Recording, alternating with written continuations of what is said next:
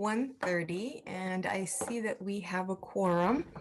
So I'm going to call to order our Neighborhood Services and Education Committee. I'm Sylvia Arenas, council member for District 8, but I'm also your chair for today. I'm going to ask somebody from our city clerk. Oh, I see Ruth. Would you do a roll call? Yes. Cohen? Here. Jimenez? Esparza? Here.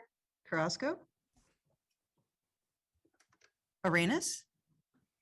Here. We have a quorum.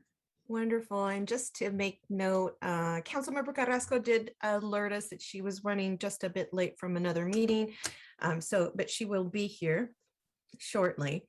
So we are going to go to our first item, which is our review of work plan. This is a slight change for our Office of Racial Equity Work Plan Status Report, and it is getting dropped only to get picked back up in January. This is also a library department's equity and inclusion service report, which is also going to join the January NSC meeting. So do I have a motion? I'll move to drop it. Second. Perfect. Ruth? Owen, Aye. Jimenez, Esparza, Yes. Carrasco, Arenas. Yes. Thank you. All right, so that we are moving right along. So this is item C, which is consent calendar. Just to note to our public, there isn't anything under that item. So we're going to move to item D, which is reports to committee. We're going to start with 1CC, which is Animal Care and Services Annual Report. This is from our Public Works Department, who will be presenting. Welcome. Hi, good afternoon, council members and members of the public. I'm Jay Torado, Deputy Director for San Jose Animal Care and Services, which is under the Department of Public Works. And today I have Mallory Kinsman with me, who's the Shelter Operations Supervisor. And Mallory is also with me and speaking because she was the Field Operations Supervisor during the fiscal year that we are reporting on. And with that, we will now present the Animal Care and Services Annual Report. So just a little bit about our Animal Care Center. It is located at 2750 Monterey Road, and it is approximately 50,000 square feet. It did open in 2004, and some of the services that we provide are field services, adoptions, returning lost pets, euthanasia, rescue outreach, medical care, public spay-neuter clinic, licensing, and permits. My apologies. Let me share my screen.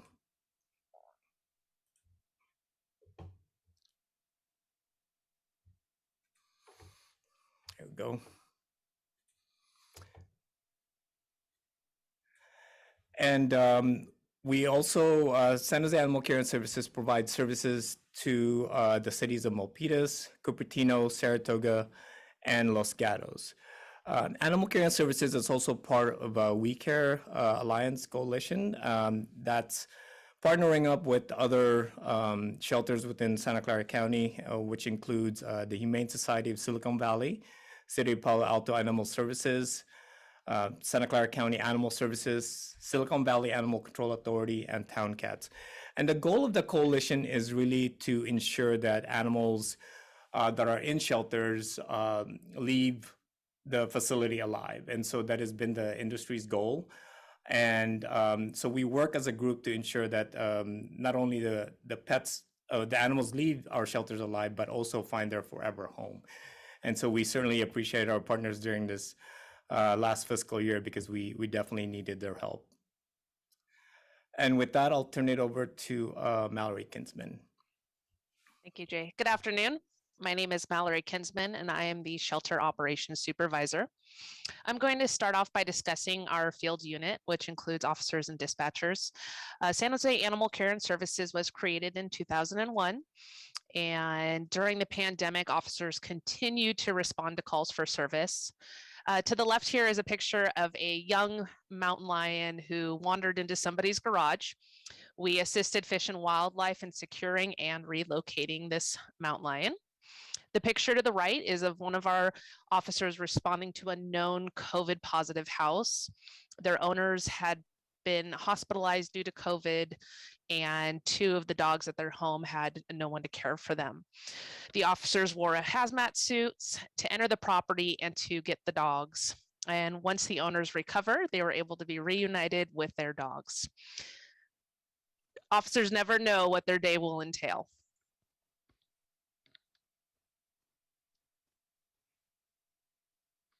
Okay, and here we have Field Services handles 3 types of priority calls for service. Priority 1 are emergency calls, which include aggressive, injured animals. The field responded to 2,930 of those calls. Priority 2 calls are urgent calls. Those include bite and humane investigations. The field handled 12,671 of those calls. And priority 3 calls are non-urgent calls, as include deceased animals and stray animals roaming at large. The field completed 5,737 of those calls. Okay, now I'm going to transition into the shelter operations portion of this. So here is our intake for the fiscal year 2021. We served 14,819 animals, 2,887 of those were dogs, and 9,941 of those were cats. A large number of those were actually young kittens. We also served 791 rabbit, guinea pigs, small mammals, birds, reptiles, and small livestock, as well as 1,200 wildlife.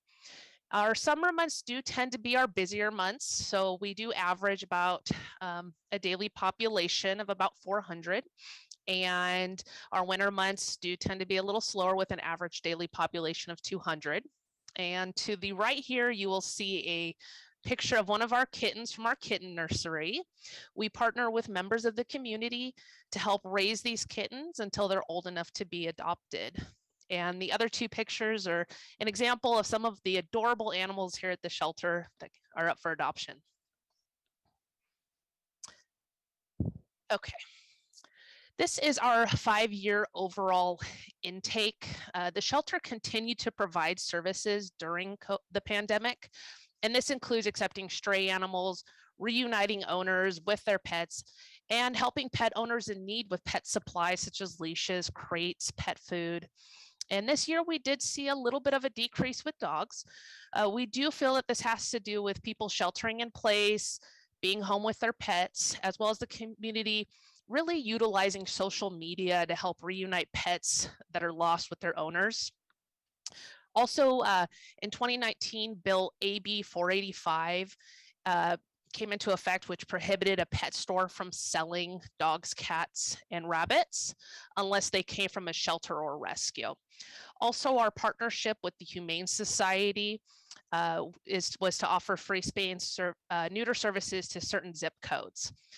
We did see a rise with cats. We feel this could be from more cats roaming outside than dogs and reproducing, as well as less cats historically get reclaimed less than dogs do.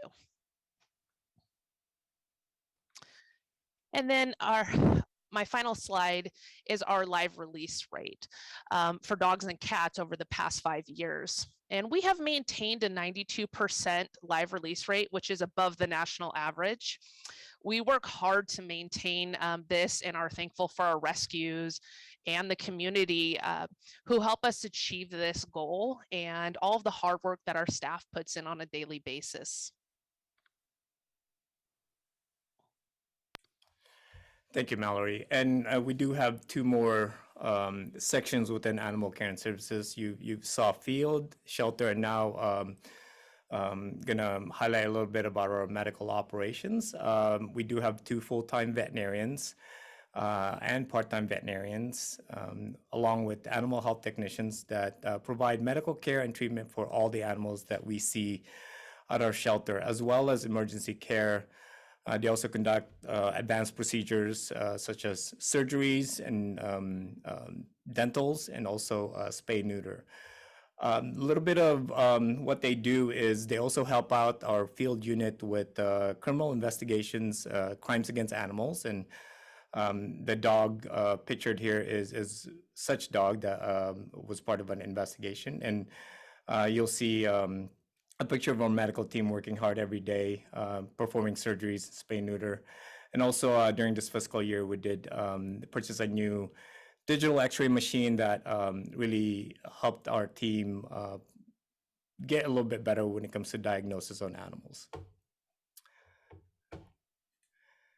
And our 4th unit is our administration, which also includes our marketing and volunteers. So for this fiscal year around over 59,000 animals were licensed. That's around 44,476 dogs and 14,824 cats. And the overall revenue was 1.7 for fiscal year 2021, which is a 7% increase when compared to fiscal year 1920.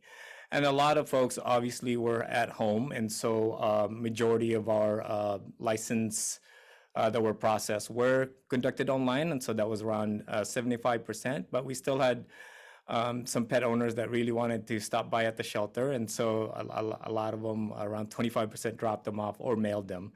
But around August, our shelter did open back up to the public this year, and so our admin team also provides frontline customer support for potential adopters. And with our marketing, the marketing person handles donations and grants, and for this last fiscal year, we received over 540,000 in donations and grants, which was 15% more than the previous fiscal year. And I do want to thank a lot of our staff, obviously, but also our volunteers, because without them, we wouldn't be able to spend a lot of time socializing our dogs, which helps improve their adoptions.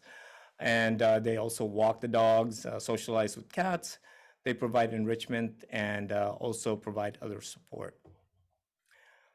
And with that, Mallory and I are available for questions. Thank you. So I'm going to ask, I think it's Ruth, you're the only one with us from City Clerk, correct? No, actually Grace is here as Oh, well. okay. I don't see the name, but whoever wants to, please go to our public speakers for public comment. Tessa Woodmansey. Thank you. Tessa Woodmansey, thank you so much. Well, just in terms of animal care as part of our city programs, we are looking at nature deficit disorder that our children are experiencing. And, so that is part of it, caring for animals. And it's not only mammals that we care for, it's all the animal species that need to be cared for that we're not doing a good job with. And they're saying that the mental health of our young people are really going down, and it's like they're calling it an emergency. And so it is, part of it is this a lack of, we have nature deficit disorder. So we really need to be addressing that in regards to caring, not only caring for animals, which is even caring for ourselves, because even when we pollute, we are hurting each other. We have so much disease from pollution and death. And so it's connected to a lack of caring that we have for each other. And we see that. And one of the things that, my other girlfriend was telling me was that we're spending so much money on our military budget. I really want our city in its work with the federal government to really to complain about our military budget being so high, and we need to work to have it going towards the people and in our country. And so that's that issue. But in terms of nature deficit disorder, we need to really look at that because of all the animals that are suffering, the birds, the insects, the butterflies. And so we need to start building that into our curriculum, that both parents and children are starting to grow food locally at their home. We need to have that be part of our educational program, that we care for nature, and that is part of nature, is growing food and being outside in our homes. Even if they don't have a home, we can start, they don't have land, we can start growing food in our homes, in microgreens and sprouts. So, Call in user 1.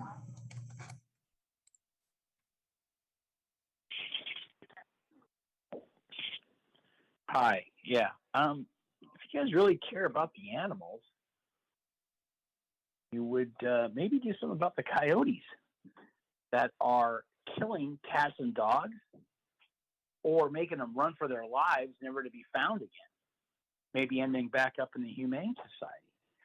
But Vector can only do so much. They're not allowed to trap these coyotes because many people think that the coyotes were here first. They were, but they belong in Coyote Valley. That's a nature preserve, right? That's where they belong. There's plenty of wild boar out there for them to eat, and squirrels and everything else. But now people are walking their dogs, and coyote comes out, gets spooked, mauls a dog. That's not taking care of the animals. The Humane Society should trap the coyotes, if you ask me, and nurture them or whatever, and put them back into the wild. But to put them back into suburbia America, they're not. Unfortunately, there's nothing here for them but people's pets. So I understand that we don't want to cull these animals. What I do understand is that this city and this county and this state can give crap about people's pets. They somehow think that they're going to reintroduce these things in the wild. If that's the case, maybe they should reintroduce these coyotes into downtown San Jose and City Hall, or the county building, or the state building down there. Trap one, let it loose in there, and then see what they're going to do. See what they're going to do. They wouldn't be very happy to see a mangy coyote in their city hall, or in a county building, or a state building. This is ridiculous. And this is not fair to pet owners, people who've rescued animals, taken care of them. Jill Borders.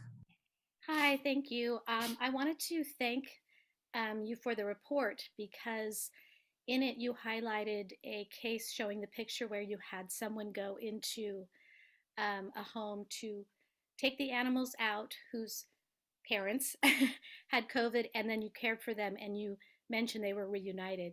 And I just wanted to say thank you, because I have wondered about that and wondered what is happening in these situations.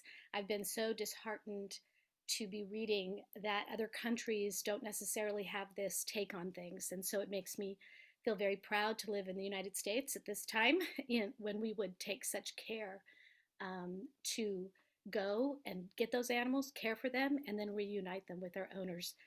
So thank you, thank you, thank you for placing these pets' lives above the need to just take a simple solution that some other countries have done of just simply euthanizing them, destroying them, killing them, just for the sake of trying to, take the easy way out and not have to deal with the situation. So thank you for that. It meant a lot to hear that story. Thank you. Back to the committee. Great. I'm going to go to my colleagues and Councilmember Jimenez. Yeah, thank you. Thank you.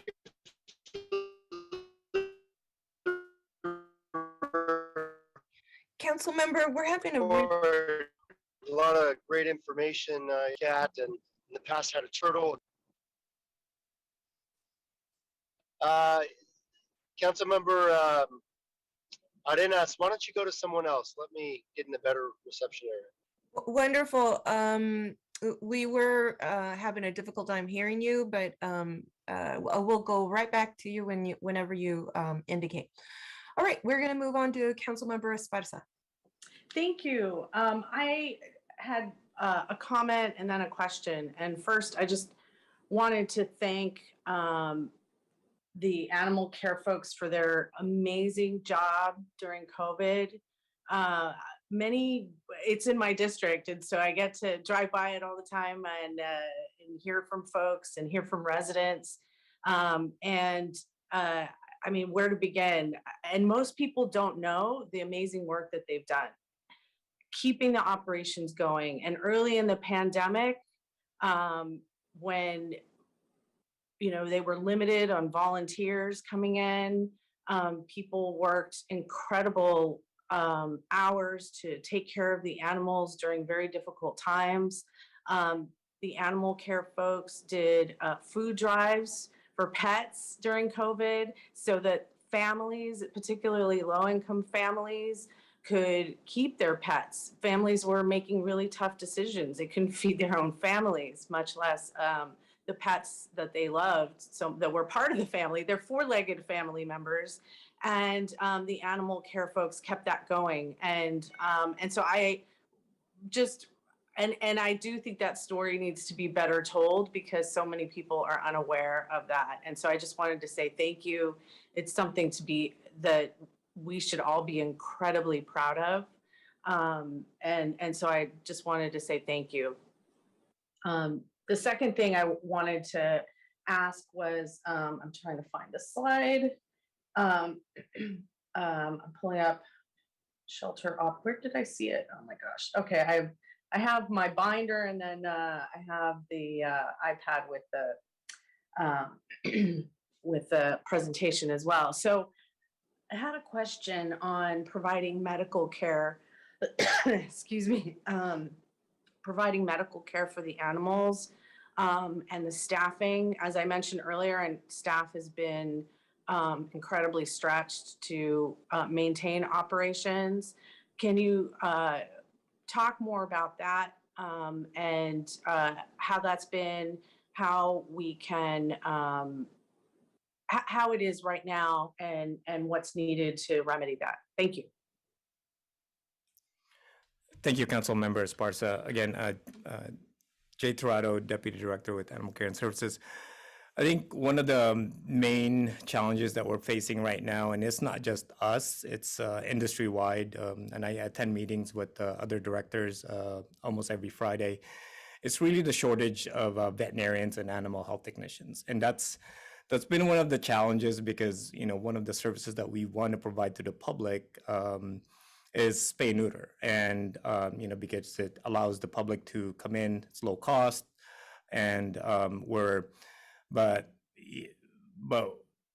with the shortage, we've had, you know, unfortunately, some part-time veterinarians that have, you know, departed for, you know, whether it's salary reasons or better offer.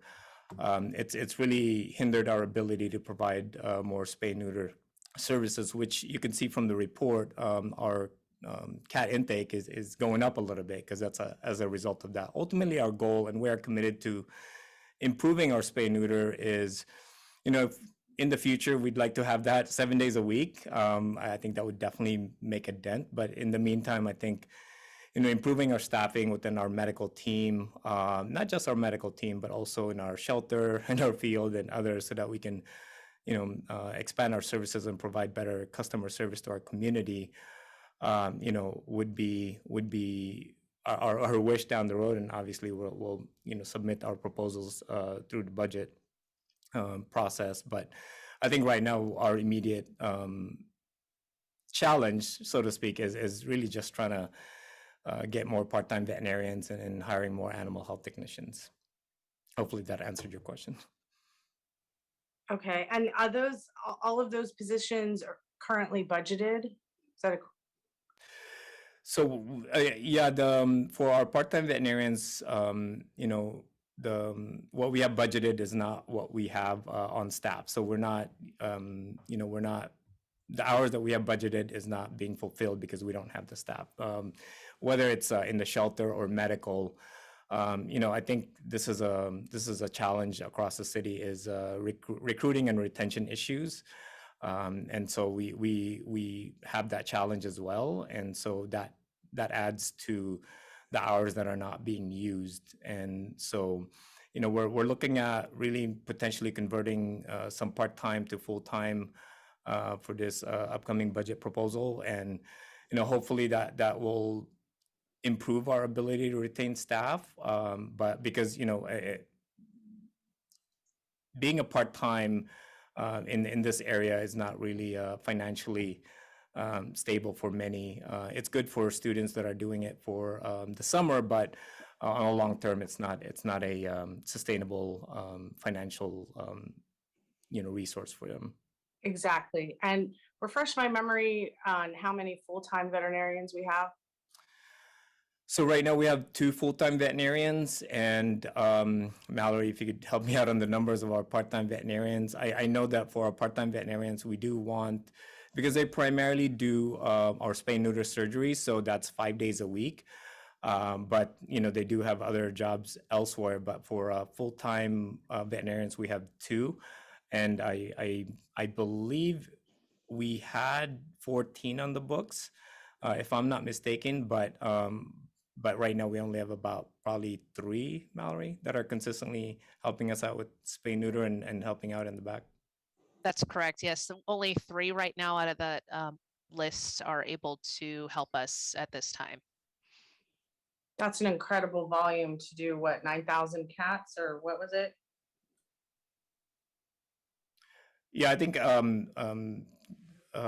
yeah, it's around that number. Or almost 10,000, right? Yeah, almost. That's just the total cats, not necessarily cats that you're spaying and neutering, but okay. And I hear you on the recruitment and retention issues. That's citywide. Certainly, we have a lot of dedicated city employees that can go to other cities and get paid more and work less. And it's their love and dedication to San Jose, and it's people that keep people here, but still, right? Still. So I have a question for Angel. How is the city manager's office going to support the recruitment efforts? Because 2 full-time and 3 part-time it's pretty rough. Yeah, Councilmember Angel Rios, Deputy City Manager. Yeah, there is clearly, as you've just heard, a very high vacancy rate there. We have actually just this morning met with our HR team to really take a look at alternative ways to accelerate hiring, especially in really high need areas. And we have placed animal services and the need for part-time vets in that category. So we are, number 1, prioritizing that, and number 2, trying to find creative ways to also incentivize vets to join the pool, because we definitely have run up against some roadblocks. But yeah, definitely high priority, and I'm hoping that within the next 4 to 7 weeks we can make some traction in terms of closing that vacancy rate. Does that include the conversion of part-time to full-time positions? That does, because that's one of the things that we're also looking at to see, to the extent that we could consolidate positions and create a full-time offering, multiple full-time offerings to incentivize hiring. That definitely will include that. In the 4 to 7 week time frame? Well, in the 4 to 7 week time frame, the focus is mainly on trying to fill the part-time vet positions and to explore the consolidation. The consolidation of converting part-time to full-time will probably take a little bit longer. I think that's more of a 3-month time frame. So March? Correct. Okay, I just, okay. And so we will convert and start hiring the newly converted full-time positions in March. So what we're doing over the next 4 to 6 weeks is exploring the alternatives to the extent that we could somehow fill the majority of the part-time vacancies and solve for that problem. That would be plan A. Now, we recognize the challenges in the market. We don't think that that's probably going to be 100% feasible. Then we're going to take a look at kind of a hybrid. How can we fill as many part-time vacancies as we can, and then fill the gap by consolidating part-time into full-time. There is a significant increase in cost, but we're exploring and assessing all that as well. But clearly, this is a priority, because just given the capture rate and the goals that we've set for ourselves in terms of the caretaking of our animals. So it's clearly a priority. Okay, thank you. I prefer the hybrid approach. I think it's realistic to recognize that given that we have only 3 part-time veterinarians, that perhaps we can focus a little bit on that, put our eggs in 2 baskets, but really recognize the fact that if we can convert that sooner, as soon as we can. I just think we have a lot of folks there that are working under incredible workloads and pressure, and I agree that it's a priority, and I'd like to see both options be prioritized so that we're not deferring the decision to start hiring full-time under the converted positions in March, because that process can take a while. And so I'm interested in how we can act fast. And I know you know that this is a priority, but I don't want to wait until March for to start hiring for the converted positions. I think it's more realistic to pursue, excuse me, the full-time option personally, but I'll leave that to the experts. But that's what I think. I live here too, right? We all live here. We all know how hard it is. And we know that folks, just like in other parts of the city, the folks in animal care don't work there for the money. They work there for the love, but it takes money to live. So, all right, that's it. Thanks. Thank you, Councilmember. And Councilmember Jimenez, I see you're back on. Yeah, can you hear me now? Yes, sir. All right, wonderful. Yeah, thank you for the report. Appreciate everything you all do for the animals. I have 3 dogs and a cat myself. I've gone through a turtle and a gecko and on and on. So very much appreciate everything you all do. Been into the facility. I think it was built in '94 or something, but it seems to be holding up quite well. And I always appreciate this level of service that I've received when I've gone there. The question I have is around, I know that we do some of the work, I imagine, via contracts and such with other cities. I'm curious if someone can tell me how we go about billing the other cities and sort of how that works. Thank you for the question, Councilmember Jay Torado, Deputy Director. So we recently are in conversation with one of our contract cities, and where we did start, working with our analysts to really evaluate the services that we're providing and to see if it's, one-for-one kind of a contract. And, moving forward, we do have our 3 other cities that are coming up I believe in a couple of years that the contract will end. So it's definitely something that has been at the forefront of our strategy, is to make sure that we're creating and making sure that these contracts are what we want it to be, as far as we're not losing any sort of anything through our budget. Like we're not giving more than what we're actually getting paid for. Yeah. Sorry. And Jay, sorry if I misunderstood, but did you say it's like a 1-for-1 type of contract? Well, right now, I don't know what was done previously before me, but what we're trying to do is really, we're looking at data and analyzing the services that we're providing to make sure that it's an appropriate amount based on the analysis that's being conducted.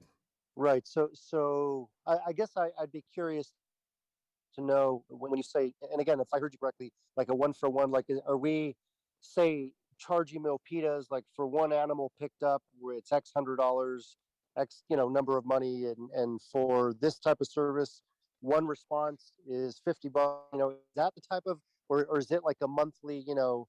We do everything under the sun for you, X city, for $5,000. Is that the way the billing?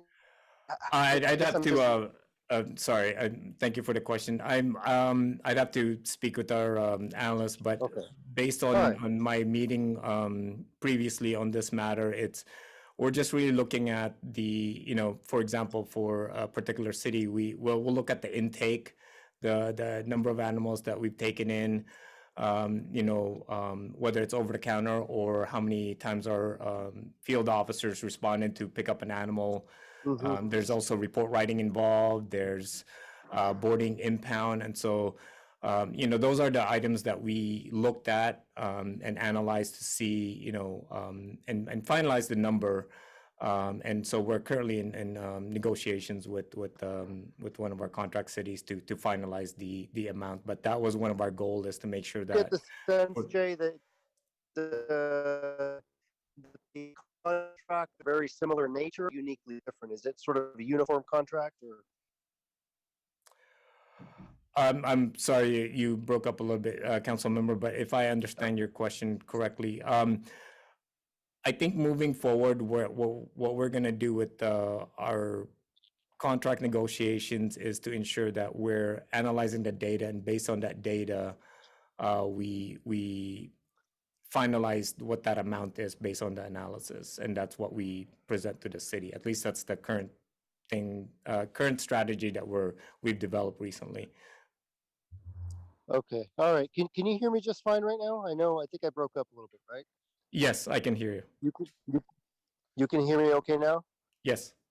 Okay, so I'll just wrap up. I mean, I guess I can explore this offline, but the point of my questions is this: is that I know that a lot of what the city does as it relates to services that we provide, many of them are cost recovery, right? So we're just trying to make enough to cover the cost for doing the work.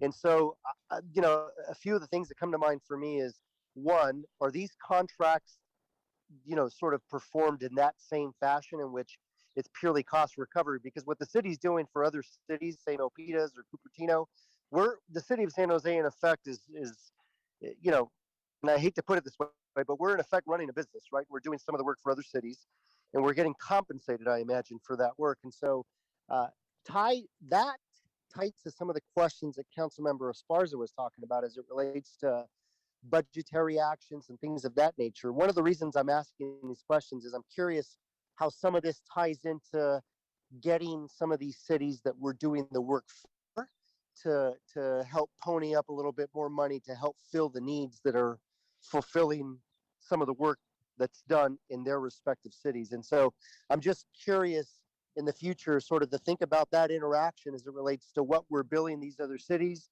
what services we're providing, and how we can help them, or how we can have them help us step up to provide the necessary amount of money to provide these services. And so that's really what I wanted to get across. But thank you for that, Jay. Appreciate it. Thank you, Council Member, and those are great ideas, and that is definitely something that we're gonna look at.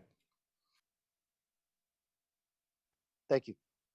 Perfect. Councilmember Cohen. Yeah, thank you very much. And thanks for the presentation and all the great work that you do at the shelter.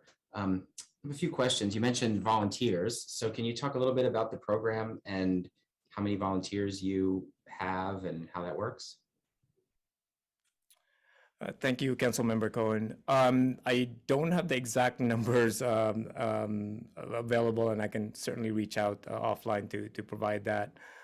As far as the volunteer program, anyone from the community that has, the ability to help our organization out can volunteer. And we have volunteers that will focus mainly on dogs. We have volunteers that focus mainly on cats.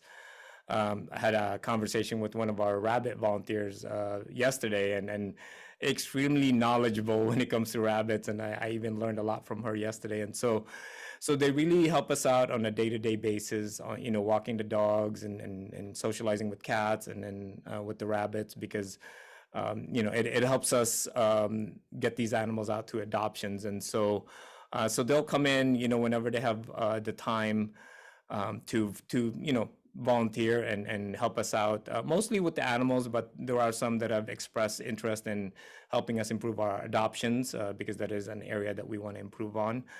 There's also some that want to provide better support for new owners, and that is something that we've recently identified that especially for new pet owners, we want to make sure that they are able to call someone and say, hey, and this is the conversation I had with one of our rabbit volunteers is, they will provide that, because there's little nuances, especially with rabbits, that if you're just buying it for someone and you don't have a knowledge, then it could be a negative thing moving forward. So they do, again, they do a lot of the help around the facility. Some will help us with laundry.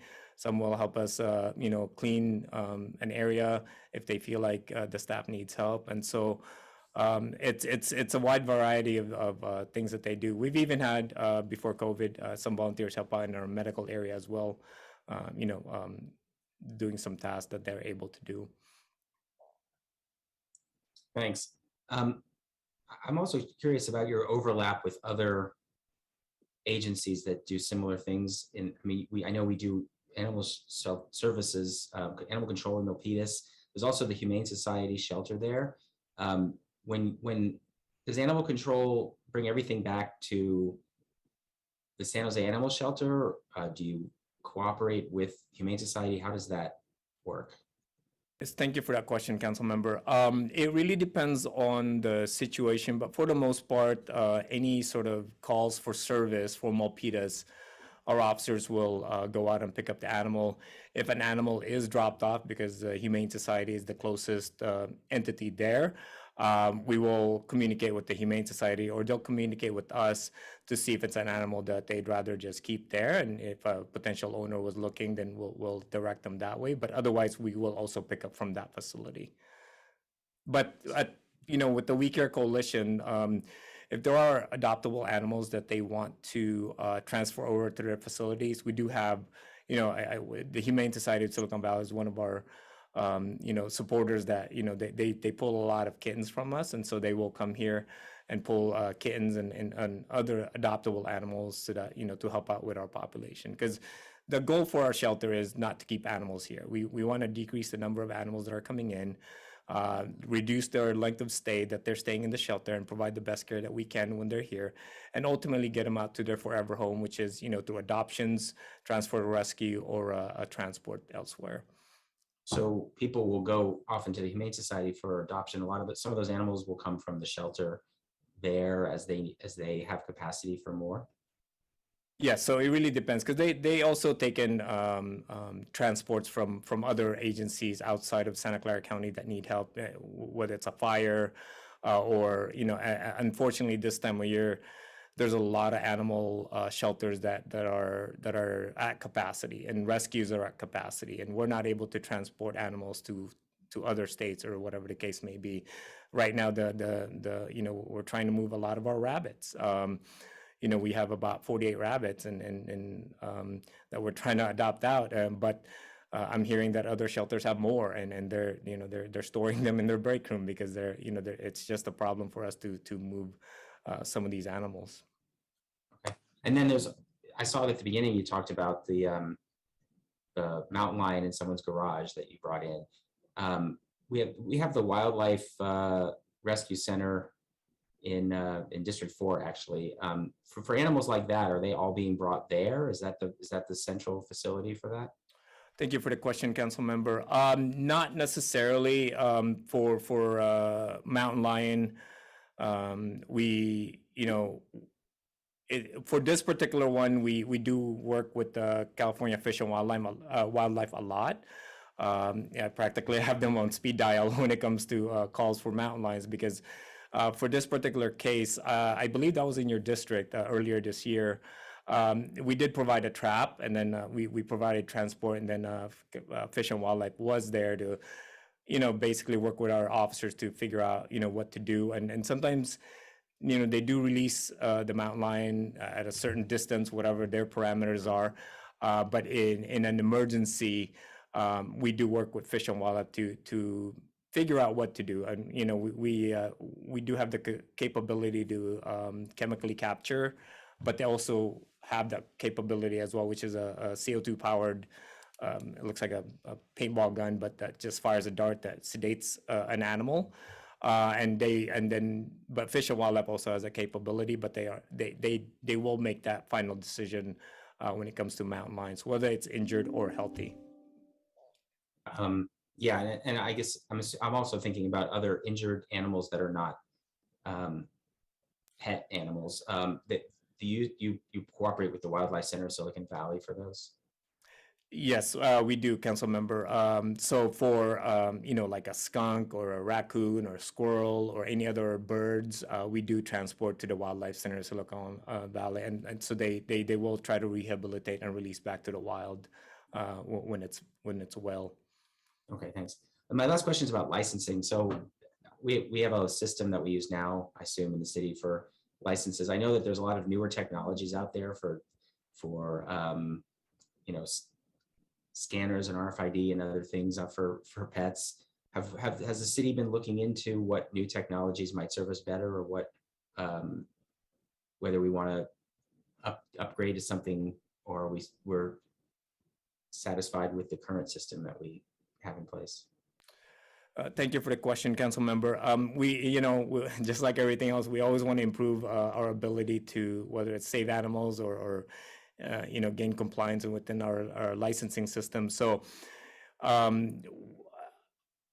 think technology will always be something that we want to look at to improve our licensing, such as, potentially the ability to just license via an app down the road is one of our goals. But right now, I think I believe the number we had is over 59,000 animals. But when you look at the population of San Jose, there's certainly a lot more pet owners out there based on the number of households. And so right now, what we're concentrating on is really improving our ability to outreach pet owners to provide information and let them know that, hey, you're supposed to license your animal. And so right now we're concentrating on an outreach. We did work with our GIS team to try and identify where the areas that we can address and focus on. So we do have the ability to look at our map to say, okay, this is an area where we could potentially have mailers out, or next door, or whatever the case may be, to say, and even work with the different council members' offices to really promote that, if you have a cat or a dog, please license them, and here's the information. And so I think COVID really has paused some of our goals, but as we have already gotten back to normal, for the most part, we will start exploring those strategies moving forward. Okay, thank you. Wonderful. So that concludes that item, but we don't have a motion just yet. Move to approve or accept. It's accept. Move to Second. accept. Second. Wonderful. And Grace, would you lead us off on the roll call? Jimenez, Yes. Cohen, Aye. Esparza, Yes. Carrasco, Aye. Arenas. Yes. Well, this leads us to our next item, which is this is item D2, City Roadmap Child and Youth Services Update. And I believe our PRNS department will be providing that presentation. Go ahead. Good Thank you, afternoon. council member. Oh, Oh, sorry, I was gonna introduce you, since on the slide, there's a little bit of an error on the first slide. It says that Hal Spangenberg is our interim division manager. He has recently permanently placed in that position, so I want to congratulate Hal. Congratulations, Hal! Yay! Wonderful. Yay! That's a great way to start a meeting. Yeah, and we're joined this afternoon by Nick Jorgoff, our after-school manager, and Araceli Delgado Ortiz from the library, who is our early education manager. And we have a number of our staff who are also here on this panel for any detailed questions. So I just want to congratulate Hal and let him kick off the presentation. thank you very much for that, Neil. And possibly the worst timing ever. My power went out about a minute and a half ago, so I was able to log on my phone real quick. So I'm gonna keep my video off just in case it gets choppy or anything. Oh no, I think he We'll see how it goes. Okay, Hal, you were coming in and out, but I think we got the gist of it. Okay. All right. So I can't see the slide, so hopefully it's on the, nope, there it is. All right. So good afternoon, community members of the public. My name is Hal Spangenberg. I am the division manager for the Recreation Division within Parks, Recreation, Neighborhood Services. I've also served as the assistant director of the EOC Child Care Branch for the past 20 months. Throughout the pandemic, PRNS and the library have led the Child Care Branch and provided programming and financial support to youth, families, and licensed exempt providers through a variety of in-person and virtual programming. The departments continue to utilize funds to reduce the cost of the community for childcare programs, prioritizing scholarship-eligible families, focusing on academic support, and administering a variety of early learning enrichment programs and after-school programs scheduled throughout 2021 and 2022. The presentation today will focus on those programs that we are currently operating, along with an update on the FF&N Caregiver Support Network, data on scholarship usage, and how our teams continue to focus on providing academic support through our programming. With that, I would like to introduce Nick Georgioff, who is our Recreation Supervisor for PRNS, and he will provide an update on current PRNS childcare programs. Next slide, please. All right, good afternoon. So for the 21-22 academic year, we're running a number of different school year programs, including our Recreation of City Kids Rock After School program, the San Jose Recreation Preschool program, the ACES Education and Safety, or After School Education and Safety ACES program, and a number of teen and youth centers throughout the city of San Jose. We currently have 1,700 youth enrolled throughout the city. 174 of those are preschool aged and about 1,500 are school aged. So in total, that's 56 programs, 16 unique preschool classrooms, and 40 unique kinder through 12th grade programs. And that picture on the right, is from one of our, I believe, ACES programs, Celebrating Lights On. So let's turn it on over to Araceli. Thank you so much. Good afternoon, Araceli Delgado Ortiz, Early Education Manager with the San Jose Public Library. Today, I'll be sharing updates on 3 of our library programs, beginning with Virtual Homework Club. In academic year 2021, the library developed and launched a Virtual Homework Club to assist children and families during the height of the pandemic. The learning objectives for staff, students, and coaches were developed in alignment with the city's expanded learning quality standards. Over the course of the fall 2020 and spring 2021 semesters, 209 volunteer coaches assisted 207 unique students. Caregivers surveyed reported that the program allowed the students to have an opportunity to complete their homework due to having a strong understanding of the underlying concepts. Caregivers also noted that their children trusted the staff and coaches, saw them as role models, and felt comfortable asking questions. Next slide, please.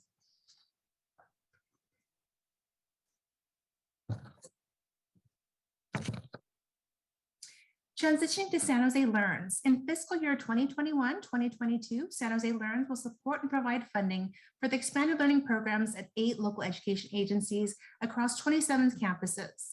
The program is projected to serve 1,355 students. All grantees or program providers use the California Department of Education's expanded learning quality standards with a focus on safe and supportive environments, diversity, access and equity, and collaborative partnerships. San Jose Learns grantees participate in a community of practice aligned to the quality standards, sharing of best practices, and relationship building. Next slide, please. And finally, the library's FFN Caregiver Support Network. The FFN Caregiver Support Network serves historically under-recognized and under-resourced informal license-exempt family, friend, and neighbor caregivers, or FFNs.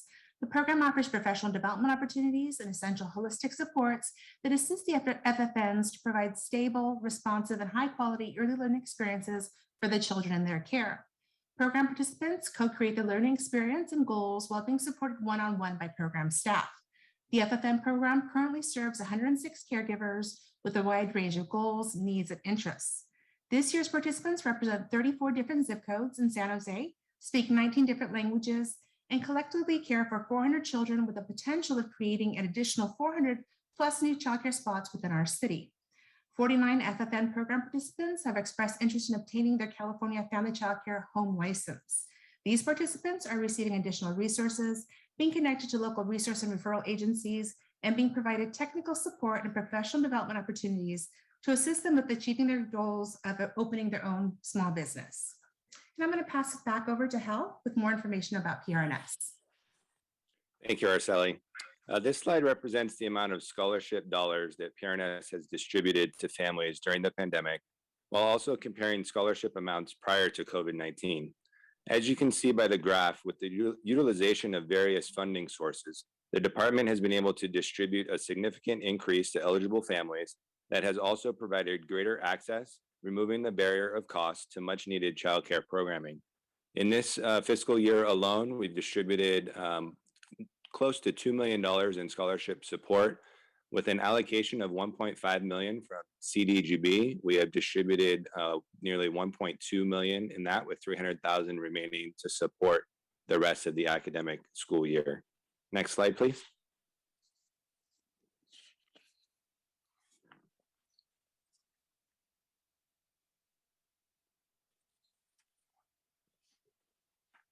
The next 3 slides will provide a snapshot of CDGB scholarship usage for this fiscal year, broken down by program. Because of the reporting and tracking requirements for utilization of CDGB funds, PRNS has had the ability to track usage data that we haven't in the past. This slide represents usage during the summer of 2021 for our full-day Camp San Jose program and our half-day Camp San Jose Junior program. We had a total of 776 participants receive a CDGB scholarship during this summer, with 80% of those families falling under the category of the extremely low income threshold, which ranges from an annual income level between $34,800 for a household of one up to $65,600 for a household of 8. Next slide, please. This slide represents usage during the school year of 21-22 for our Rock After School program. We have had a total of 220 participants to date receive a CDGB scholarship during this school year, with 79% of those families falling under that category of extremely low income threshold. Next slide. And this slide represents usage during the school year of 21-22 for our San Jose Recreation Preschool program. To date, we have had a total of 41 participants receive scholarship during this school year, with 37% of those families falling under the category of extremely low income threshold. I will turn it back over to Nick. Next slide, please. Thank you, Hal. Echoing what Araceli said, all of our out-of-school time programs and expanded learning programs all follow the quality standards for expanded learning programs, while all of our San Jose Recreation Preschool programs align with those early education quality standards. This past fall, PRNS staff completed our formal evaluations of all 31 of our youth programs and pre-assessments of all 16 preschool classes. So based on this evaluation data, our staff were able to develop quality improvement plans site by site, identify citywide training needs, which we will implement this January in our recreation leader training, and connect those programs to additional resources as needed. All of our sites are evaluated 3 times a year in the fall, winter, and spring. Next slide, please. With those quality standards, we have our alignment with academic support. In all of our programs, we provided quiet, focused academic support time, providing expanded learning opportunities for those students that complete their school assignments early, or for some of those schools that don't offer homework at all for their students. Throughout the months and weeks, we provide enrichment and skill building opportunities, highlighting things like College and Career Day, Computer Science Education Week, and we also have a number of Resilience Corps staff placed at certain sites that are providing targeted academic support. Next slide, please. As always, we promote continued education in our programs. In late October, College Day kicked off with the Santa Clara County Office of Education, I Own My Future. So all throughout the month of November and December, our programs are promoting college and career readiness, in addition to awareness of technical schools and all sorts of different futures post-high school. At the end of October, October 28th, our PRNS program celebrated Lights On After School, which was an annual nationwide advocacy event that really celebrates the power of keeping the lights on after school, celebrating the school community, and allowing our parents to see a lot of the awesome work that's happening every single day. You can see we have a picture from one of our teen centers and 2 pictures from 2 of our Rock After School programs out in the Evergreen area. And I believe I'm throwing it back to Hal for our conclusion. Thank you, Nick and Araceli, and thank you to the community members and the public. At this time, we're available for questions. We have a few panelists from the library and PRNS. We're open for feedback and questions. Thank you.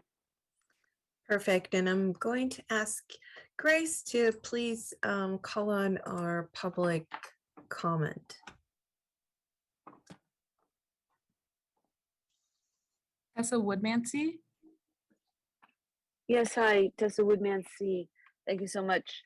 Well, I know that Allery Middlebrook is working with PRNS to work on making more gardens in San Jose, which is what we really need to have, is local food security, food sustainability, and to grow food locally. It's in part of our climate crisis, our nature deficit disorder. It really addresses a lot of things, our food security issues, and it's getting us back to our basics, our survival, which is really what we all need to be focusing on as we are, reaching the limits of our of a sustainable world. We're using more than one earth to survive, and it's not going forward, and we're losing a lot of life on earth if we don't change. And I don't even know if there is a chance to change it back. It's just really becoming resilient is what the focus needs to be, is resiliency. And that's part of growing our own food locally here and living without fossil fuels. And it was interesting, talking to young people in my neighborhood, a red line community of Rose Garden that I live in, that we used to red line, and that we need to change. And I was talking to the young people and telling them about the hotel, and nobody wants the hotel in our neighborhood, and they want a garden. The children wanted a garden. And so this is what we need to listen to the children. And they do know that we are, the world is falling apart, and we need to start making, and they were very excited about it. They wanted to have a garden there. So, we could do that. We could do that. We could buy that land at 615 and create a garden and have it be a demonstration project that would, go viral within our community, in which it needs to. We need so much more land. And when we have land that's undeveloped, like that property is, it's just a big parking lot right now, mostly, and that that's where we need to develop it, because it's easier to pull up the asphalt and tear down a building. And so that's what we need to be doing. And we can have housing there for those that take care of the food, the growing, the garden. Paul Soto. Yes, good afternoon. Paul Soto from the Horseshoe. First of all, this is very, very important work. It's more so important to me as a citizen, considering the input that was given by Councilwoman Arenas a couple of days ago. She had stated that only 1% of the budget goes for programs, what I assume to believe are, this was one example of it. And so, number one, the funding sources from that assessment is extremely low. So number one, I'd like to know what you're doing in order to increase the budgets and allocations for these children and for their parents. Number two is you're in a very advantaged position in terms of PRNS of Mrs. Ciccarelli. Okay, you can be doing the assessments. There needs to be done assessments in these three areas: the psychosocial and academic impacts of COVID, because these children right here, okay, the symptoms of what has already happened is going to start reverberating years from now. And you're in a unique position to where you can be making those assessments. And I, as a citizen, would like those assessments. And that was conspicuously absent from this report. So what I'd like to know is, are you doing it? Are you doing that work? Because it's critical. I need a baseline of what those children, what their learning curve is right now. I need a baseline.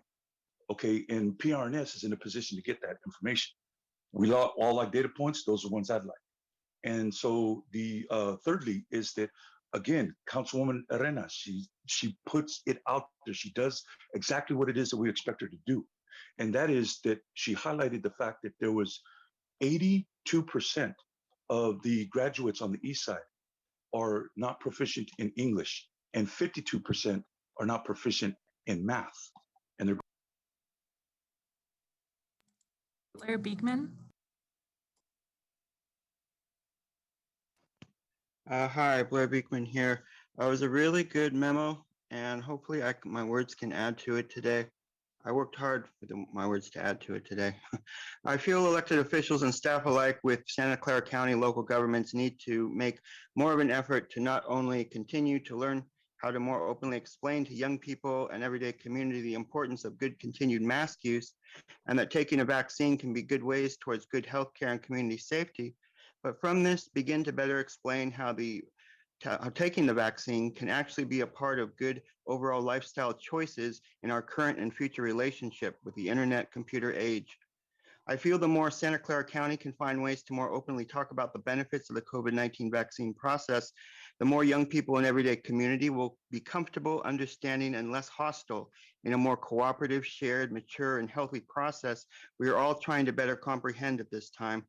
These are the ideas of better community safety and the uses of honesty and acknowledgement, not secrecy and fear. I have a bit more to go here with 59 seconds. Alameda County does not have a vaccine mandate yet for its local government workers. Why do you think that is?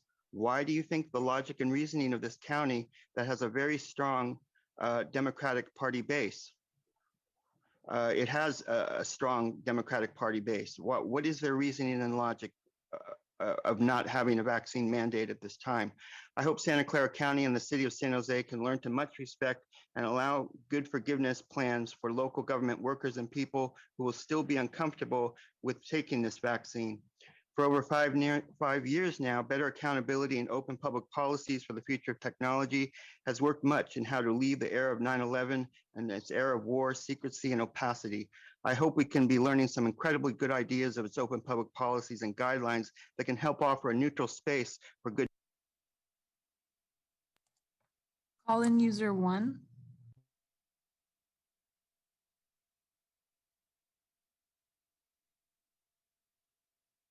Yeah, I don't know what's going to happen with these libraries after COVID, but I mean, you go in there with your mask fully covered. You got some Karen for a librarian. Also call it Karen the librarian, telling you that your mask isn't on sufficiently, which I find weird, even though you're wearing your mask.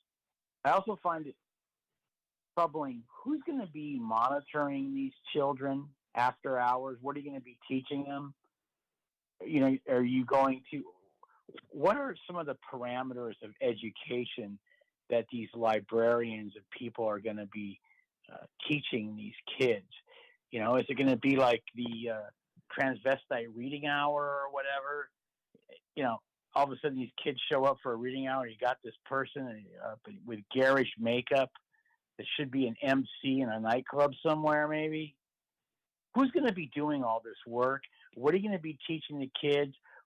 What kind of, something tells me that it's a little more sinister than what you make it out to be, that all of a sudden you guys are going to send these kids to college. Man, I don't know. I think it's an after-school brainwashing program. I'd like to see what your curriculum is, who's going to be teaching them, what their credentials are, what the outcomes are. But I don't trust this library that makes you snap that mask over your nose and telling you that it's not on properly. What else are you going to be telling people what to do? These libraries are, I don't know. I find them a little odd that they're going to be taking this up with their limited hours, right? With these limited hours, all of a sudden there's all this money to help these kids after school. Idea is great, but what is it really all about? Jill Borders. Well, hi. Well, I'd first like to thank Karen, the librarian, for educating people on how to wear their mask properly. We have that to thank them too, I guess, for who knew. So thank you to the librarians for caring so much about our community. But what I want to say is thank you so much for helping kids.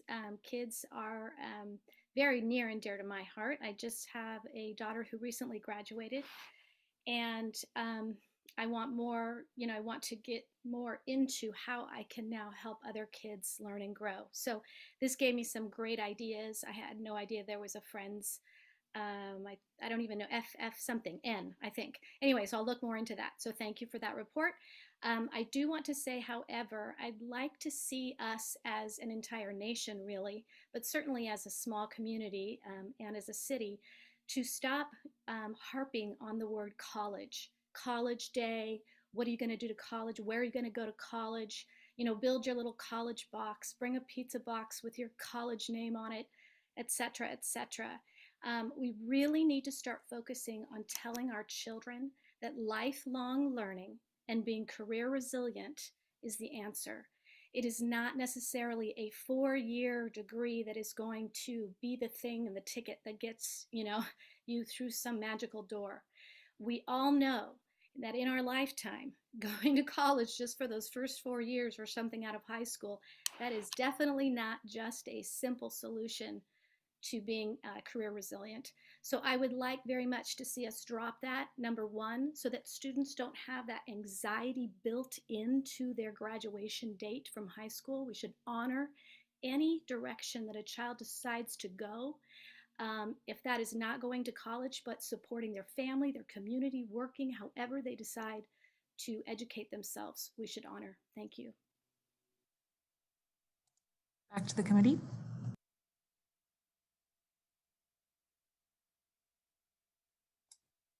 Great, thank you.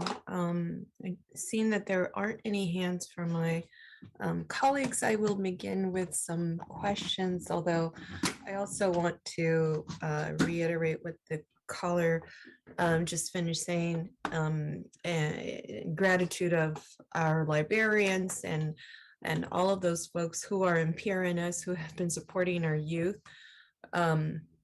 We certainly try to open doors of opportunity, and there's different doors to open, not all of them say college, as some of our programs do encourage different paths for success and accomplishments. And so we recognize that, and we try to play to people's strengths and to the strengths of our youth.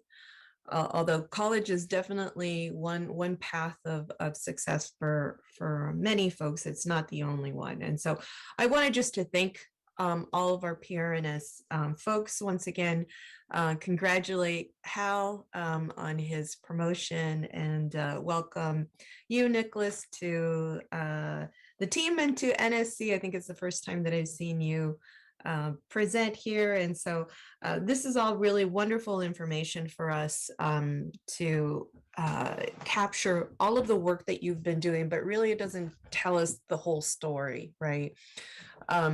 There's a lot of really great information in terms of what our library is doing, and then what our PRNS department is doing in collaboration, in conjunction, right? And all in the spirit of supporting our youth.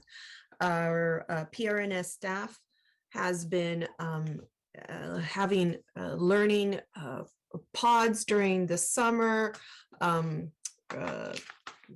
the rock program as well, and our library department has had a slightly different role within online programs, as well as now some in-person programs that are wonderful. And all in all, it's to capture some of what is happening to our young folks in terms of the disconnect that they've had with pandemic, as well as just overall academic support, which was what was happening even before that with tutoring. And so I don't know that I can really do justice to everything that you all do. So I think, Nicholas, you captured it well within your presentation. And so I just had a couple of questions. I know that the folks who called in have made some really great points in terms of what is it that we're doing, and how do we do it? How do we foresee it ourselves doing even more with the very limited resources? And that's why I ask all of you as the community to continue to attend our meetings, especially when they are related to our ARPA funding, so that we can continue to advocate for children and youth and capture funding for that. We do have an up to $10 million set aside for children and youth, and we want to make sure that we provide the community and the youth with what they want. We definitely have some need out there that we need to meet. So just beginning with some of the things that you've already done in the effort of understanding a little bit more on how you do all of this, I was very much interested in a study that was referenced in the memorandum, and this was on page 6. And it was under the early education programming. It referenced to a recent study of roughly 1,200 kindergartners that said it was a sample of San Jose. 44% were assessed as fully ready, 37% were partially ready, and the remaining 19% were not ready. And so the study also found that there was some significant racial and ethnic as well as gender disparities between the kindergarten readiness. And so what I'm wondering is how do we hold this information within what we do with our programs? How do we follow this data in the decisions that we make? And I was thinking about, in particular, when there's ACEs programs and the support that go with the ACEs. There was Berryessa, Alum Rock, and I forget what other school district that was mentioned. And I thought, well, that is kind of funny because Berryessa, although I'm sure that the need I just want to state that the need that the issues that our children are dealing with because of the pandemic, the isolation, the lack of socialization, and especially in younger children who rely on socialization for learning at a very early age. I know that all of our children are impacted, mine included, and I'm not going to be naive in thinking that they're only the children who had who were in zip codes that had COVID impact or a higher COVID impact were only the ones that we should focus on. But I do want resources to support those first, and then of course embrace the remaining children, because those are the children that we should worry about the most. So how are we learning from this information, and especially in this recent study from the kindergartens? How is that information changing anything that we do? Councilmember Arenas, this is Laura Buzo with Parks and Rec, and I think I can speak on specifically around the San Jose Recreation Preschool Program. As you know, as a result of the Early Education Quality Standards, PRNS has been working closely with our instructors and our community centers citywide in the implementation and adherence of the quality standards. And embedded in the quality standards are domains that we need to address, right? School readiness, health, wellness, safety, family engagement, equity, diversity, all those different pieces that we've mentioned before in other presentations. And so as part of our implementation strategy, we've partnered with First Five. We're now into our third year.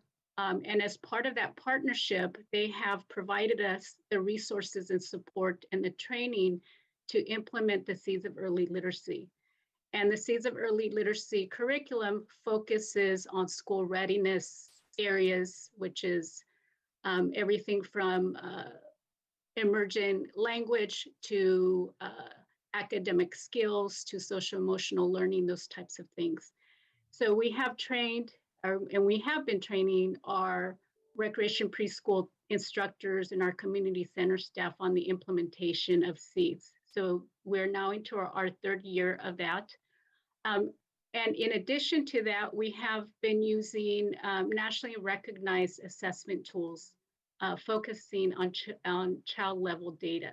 So I'm happy to say that we're doing pre-assessments. So in the fall, we're assessing, this year we're assessing about 140 children in the school readiness assessment tools.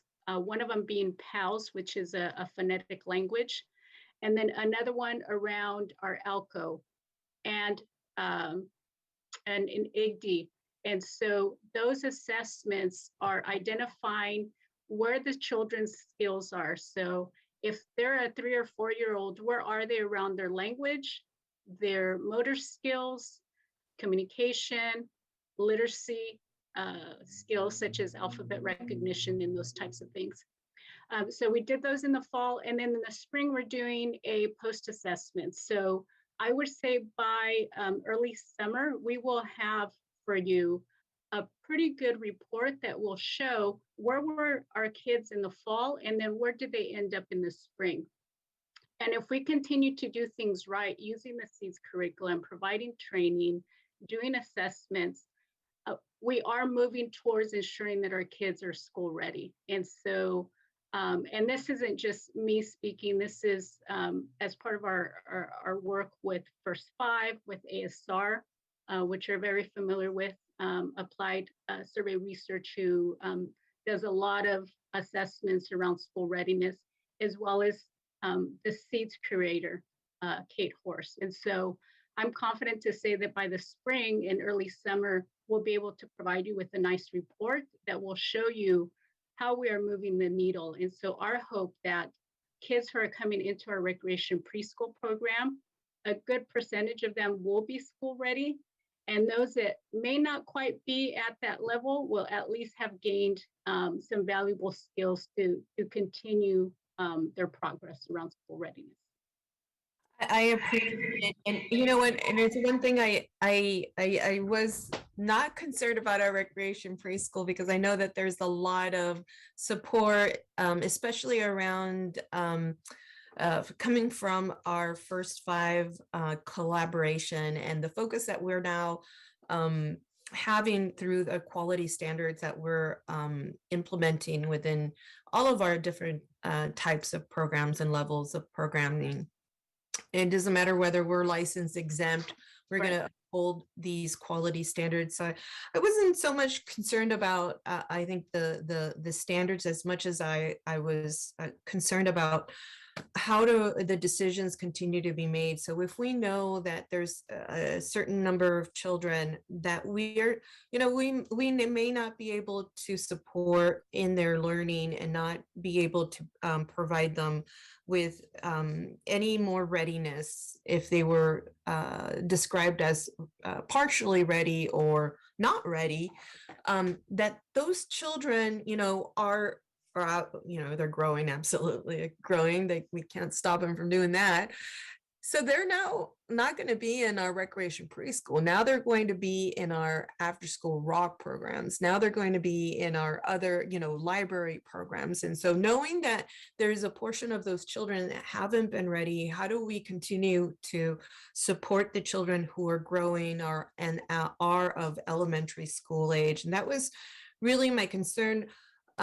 You and I both have worked for First Five, and this is for the benefit of the audience, other than I think lots of folks here already know that we spent many years there, along with Councilmember Carrasco at First Five. And so we know that there's this wonderful network of providers that have created a system of care that look at the development, the overall development of our children 0 through up to 6.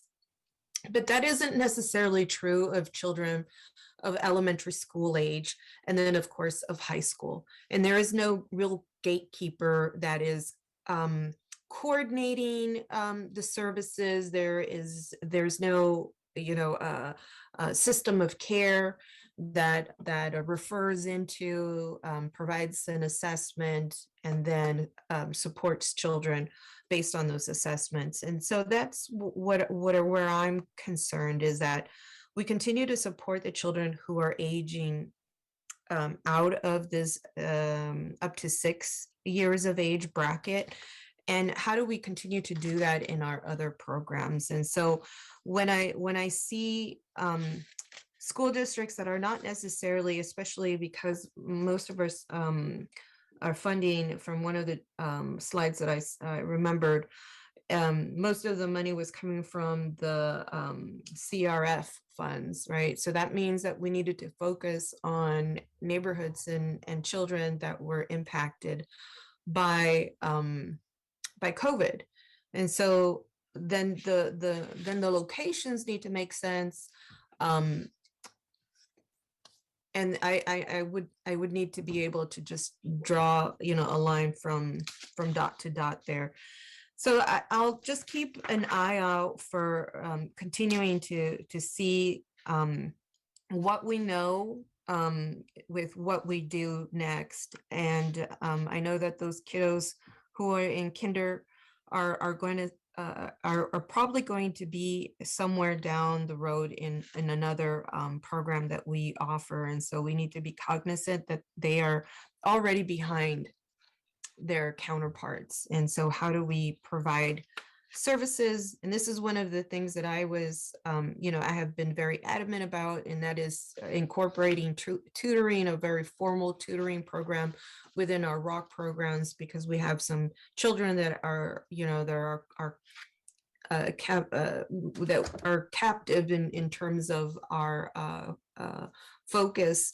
And I think it's a benefit that parents wouldn't mind. Heck, if you ask me as a parent, I would say I don't mind at all. As a matter of fact, my kiddo is actually going to go to tutoring today, not through a ROC program, which I would love to pay to happen, but through an independent tutoring service. And so I think it's just, we're already providing a benefit to our parents. And so why not incorporate some other features into that? But I'm going to let that go to move on to something slightly different that is not exactly within this report, but I think it's part of, this, and this is, I recognize that this report is looking back and not talking about the future and then the next steps, which I look forward to having us do. And I know, Angel, you've been working really hard with everybody, all the leadership, so that the child and youth master plan is comprehensive, does follow the data, is responsive to the needs of our families and our children. And so I'm not going to push so much in that direction because I know this is looking back, but I do want to remind that because we're looking back at a system in which we were taking in families that were applying to scholarship positions, basically, right? Well, all of our services were basically scholarship, especially our learning pods and our ROC programs. And so we usually, the process usually is families apply and then either they get approved or not approved based on their circumstances and whatever they provide as evidence that they're in need of a scholarship. And the one thing that I want to congratulate everyone on is that we moved from, the 75% more or less to 100% scholarship, which is, and this is something that is absolutely different and new. Most of what we do, we expect, especially around the ROC program, we expect people to pay for it. So they are in schools that can maybe afford it, or the parents who can afford it through after school care. And so I want us to begin to move into a system or into a framework where it's place-based and where we know that the scholarships will be, that the families will benefit from the scholarships at a location. So say, for example, at Roosevelt or Seven Trees or Mayfair, these are places that we know, one, have a higher number of children who are COVID impacted, and second, that are lower income and have a higher number of adverse early childhood experiences. And so this is a direction that you and I have been talking about, Angel. And so I want to make sure that as we move forward, that this is something that we are keeping in mind. How is that working out within the future of the master plan? Yeah, council member, actually, we're on track. I think a couple of things for context. When you kind of look back over the last 2 years, and you think about, slightly before the pandemic and in March 2020, when the pandemic hit, it kind of forced us into an emergency response mode, right? And in the EOC, we set up a children and youth branch to meet that immediate need. And then over the course of the year, as things began to get a little bit better, but we were still, having some major challenges with COVID, we switched over to more of a recovery approach, right? Which is, as you mentioned, the more scholarships, facilitating access to anybody who needs, especially kids that are coming from higher need communities, access to children and youth services. And then the report that you heard today is kind of a moment in time report, right? As you mentioned, kind of a retro look back to where we are. as we point to the future, and really under your leadership and the leadership of this subcommittee here, and the conversations that we've been having at council, I think we're on a good, firm path in terms of really establishing and formalizing this system of care that you referenced, right? So that it is needs-based, that we're looking at the data. I think some of the speakers during public comment, made reference to a couple of different variables that we should assess. It's looking at those type of factors. It's looking at data. It's looking at lived experience. It's looking at COVID impacts, at academic, juvenile justice criteria variables as well, and doing it in a very cohesive way so that we literally build a system of care in the neighborhoods that need it most, and then we build out, right? And that also includes looking at even some other neighborhoods that may even find themselves in more affluent areas, but there are niches in neighborhoods where we need to, hone in, more specifically, areas like, for example, the Middlefare neighborhood, or Hoffman Viamonte, or near the Summerdale area, and so I think we're on track for that. I think the council action 2 weeks ago with respect to the up to $10.5 million is a good start in that direction. And as a team, the Parks and Rec and Neighborhood Services, the library, as well as other community stakeholders, we're beginning to have conversations that really look at not just, how do we meet or respond to the immediate need, which is our first order of business, but even beyond that, how do we create an investment portfolio in children and youth that is more long-term, and then connect that work to the other strategy that we're pursuing with this committee, and that is that whole college career track, right? So that we're creating a whole system of care that starts 0 to 5 and goes all the way through college and or any other alternative career option, and doing it very systemically, needs-based. And so I think we're right on track with that. We still have a lot more work to do. We will be having our second city-county joint meeting tentatively, as you know, in April. And we'll also be announcing, we are finalizing the hiring of a point person for our children and youth effort here citywide, and we'll be announcing that very shortly. So I think we're set for success, but still a lot more work up ahead.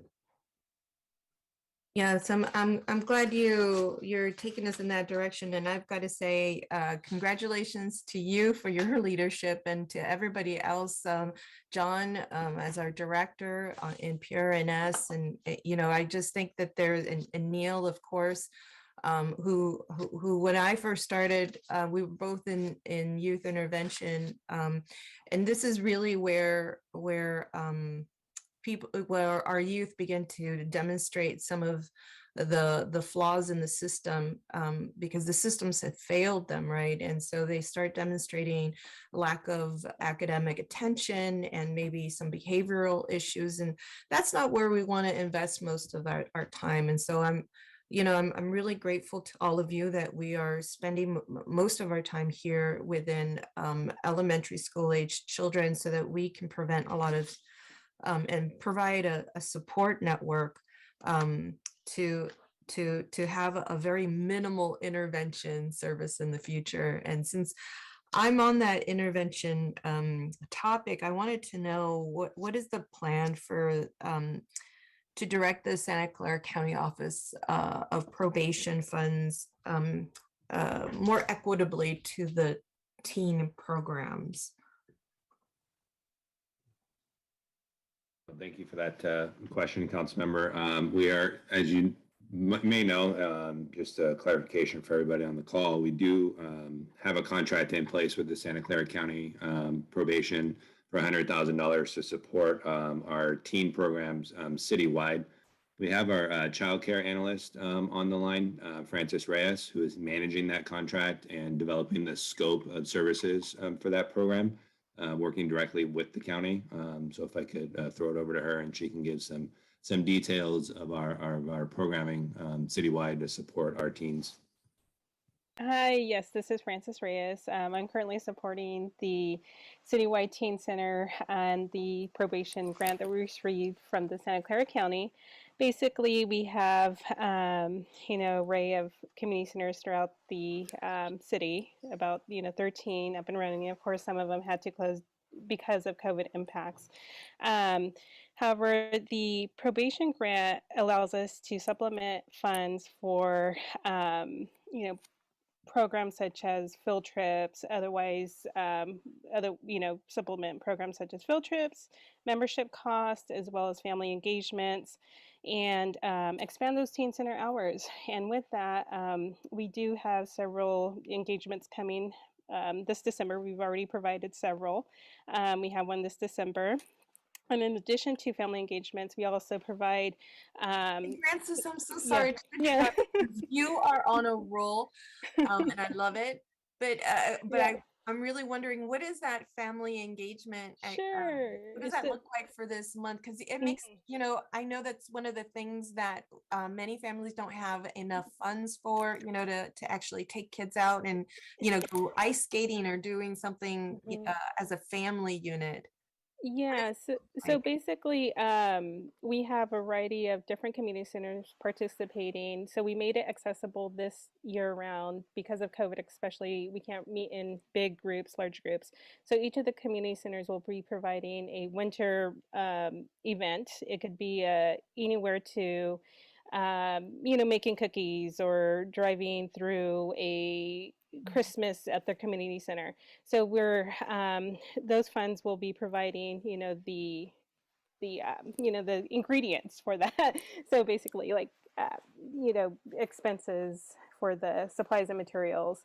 So that's one way how we're reaching out to families, especially teens and their families, to get that socialization or start to come back to the community center. And so that's really important for them to have some sort of engagement in their local area. For example, Bascom, Seven Trees, also, Alviso and Berryessa, all the key teen centers will be providing a family engagement. That's one example for one of the events. And we also have a teen center lock-in coming up. It's not a lock-in, but it's kind of like basically where teens could, normally it's a spend the night, teens get to spend the whole night, with other teens, play and engage. However, hey, as a parent, I like the lock-in. They might not like it, but I feel like that word. Yeah. So, basically this year, it's coming up next week and teens are able to spend a period of time until 12 p.m. And this is where the county grant helps pay for staffing costs and any other supplies and materials for all these events. Oh, wow. Thank you, Francis. And just to add on a little bit, council member, as you know, our budget for teens hasn't been as robust as it is for the early childhood education and also the elementary age kids. So this grant has really given us the opportunity to provide more services at a free cost, right? Unfortunately, due to the pandemic, a lot of those things were put on hold. We were going to offer free sports leagues, more special events, more field trips, like taking the kids up to the snow, taking them up to Yosemite during the summer. Those were kind of put on hold because of the pandemic. We hope to get back to those type of events, but the team has been able to pivot really nicely and quickly to offer smaller events at those community centers that Francis mentioned, where families can come out and engage with their teens and the community in a safe environment. And that grant has allowed us to do that. So we're really happy about that. And again, the most important part is it's at no cost to the teens and the families, because we know, when you're talking about the Seven Trees and the Roosevelts and the Mayfair areas, even a $10 membership, it can be difficult to come up with. So that's a huge benefit. Yep. I love it. Well, we do have an up to 10 million, and when it has to do with family unity and having a kind of an out, right? Because we've all been locked in for this past year and a half, and so I think it serves everybody well, especially families and our youth, to be able to interact with their parents differently and as a family unit differently, and actually have fun. Just have fun. There is no other objective other than just having fun and spending time, and that in itself is a huge benefit. And so I love to see more of an investment in our teens. We're seeing a lot, I don't have to tell you, you're seeing just the same thing I am. There's a lot more violence in our high schools and our junior highs, and so we just need to do what we do best, which is make sure that we support our families. And so I'd love to see more investment in that way. And of course, because I know that there isn't a teen center very close to my district, or on my side of the town, and we were having an Eastridge Teen Center. I'm wondering, when is that going to get reestablished? Yeah, with your support, as you know, we've been able to program a lot of things that we haven't in the past over in the Welch neighborhood and the Eastridge neighborhood. Just to touch on a few of that programming, we did just launch our first rock site that is out of the Welch neighborhood center. So that's been a huge success for us to serve that area. The teen center program, Nick, if you have an update from our Evergreen staff on the possibility of that coming back. I know we were in discussions with the Eastridge Mall. They had some capacity issues and turnover with their staff, which had a lapse of our contract. So my last communication with Eastridge was trying to get back into a contract to use their facilities. Nick, I don't know if you have a quick update on that, if they've replaced that person that we were working with. No updates on that, but I mean, I will say in terms of teens in the Evergreen area, we are continuing our Rock After School program out at Leyva Middle School. Not quite the same thing, but yeah, it's you know what? It's just not a hit. There's something about a shopping center, and I'm guilty. It's shiny lights and the aromas of Starbucks and all that greasy food that calls all of us in, right?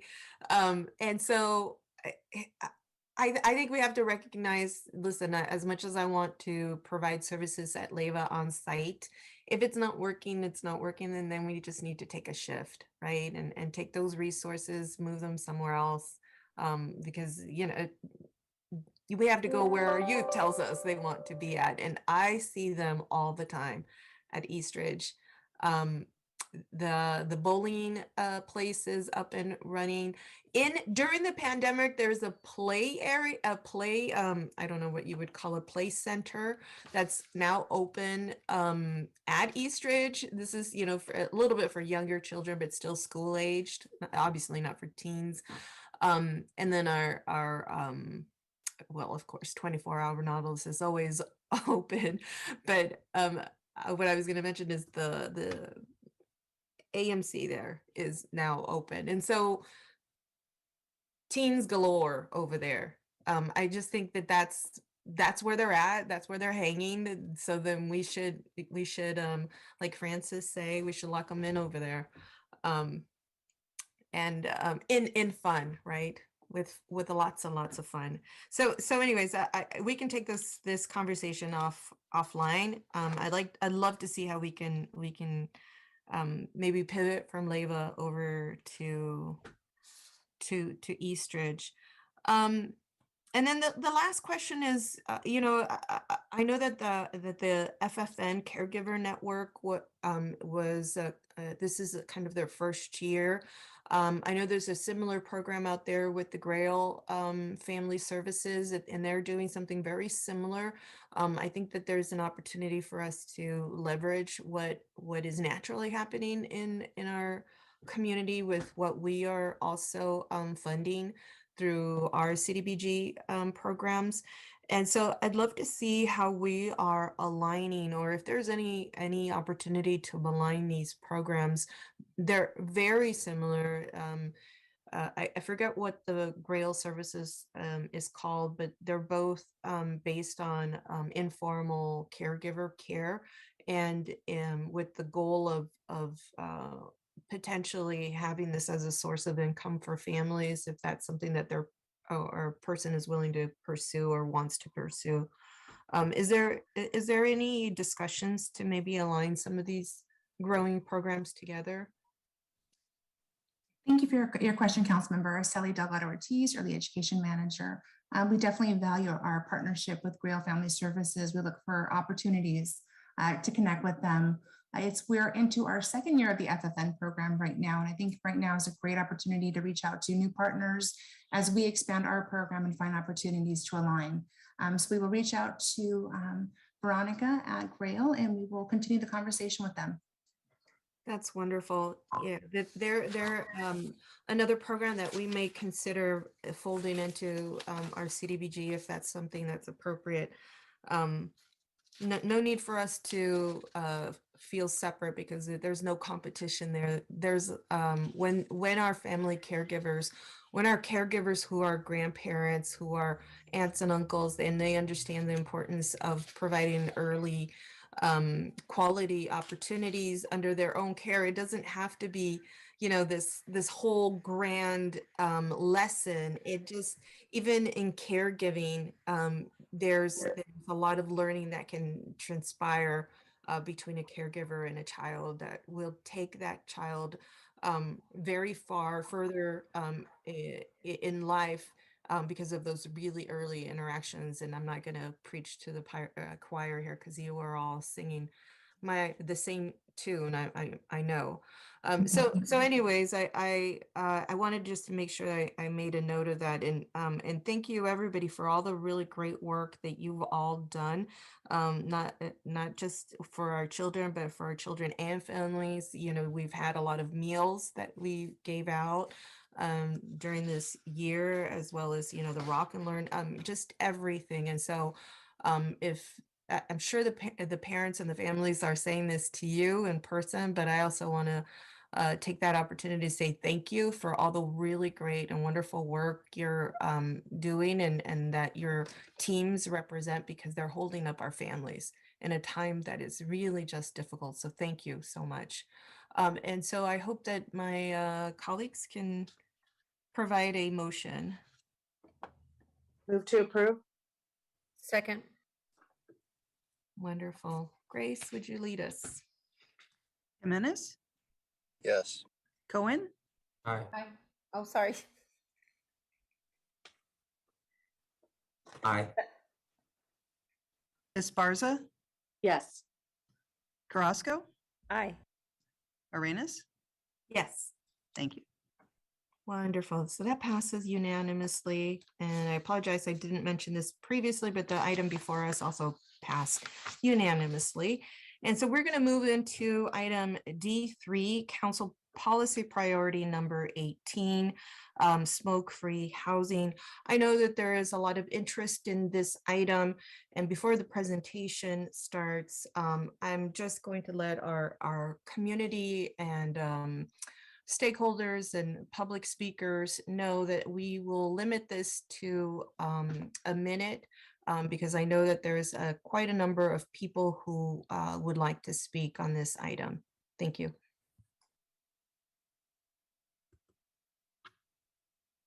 Oh, and with that, please begin the presentation. I apologize if I wasn't clear. Yes, just a moment. I'll get this up on the screen for us.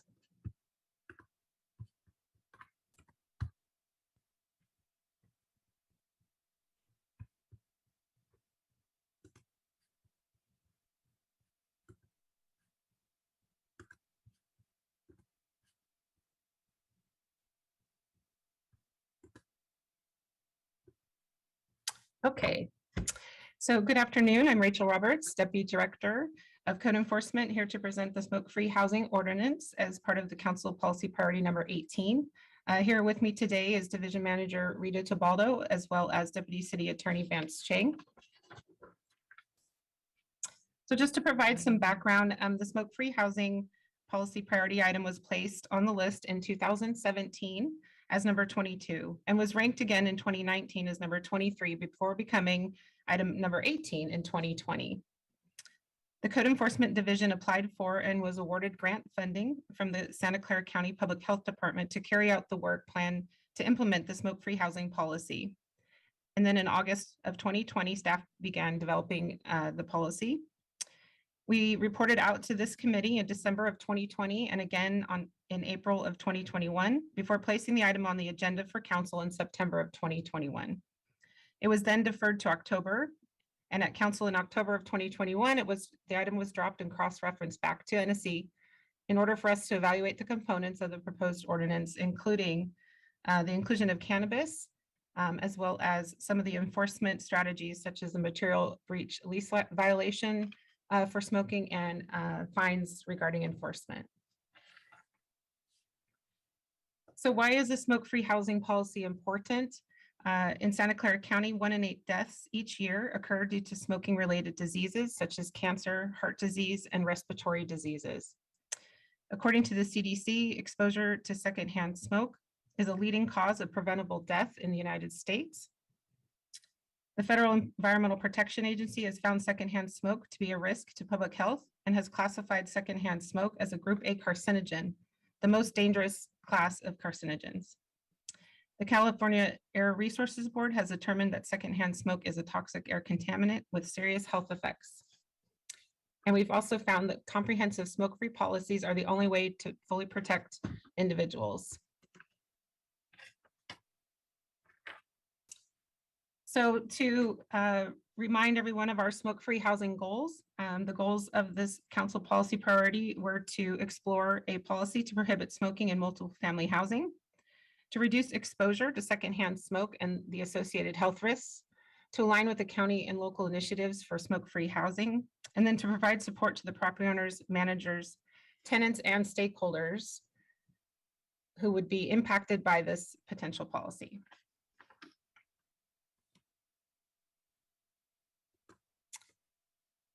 So staff did quite a bit of work to complete the council priority goals, and we did that through the completion of our smoke-free housing work plan.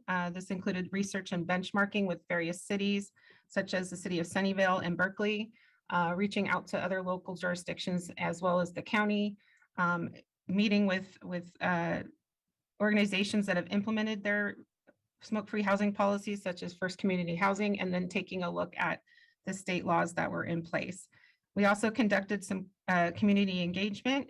We did an online survey in English, Spanish, and Vietnamese with over 1,400 responses.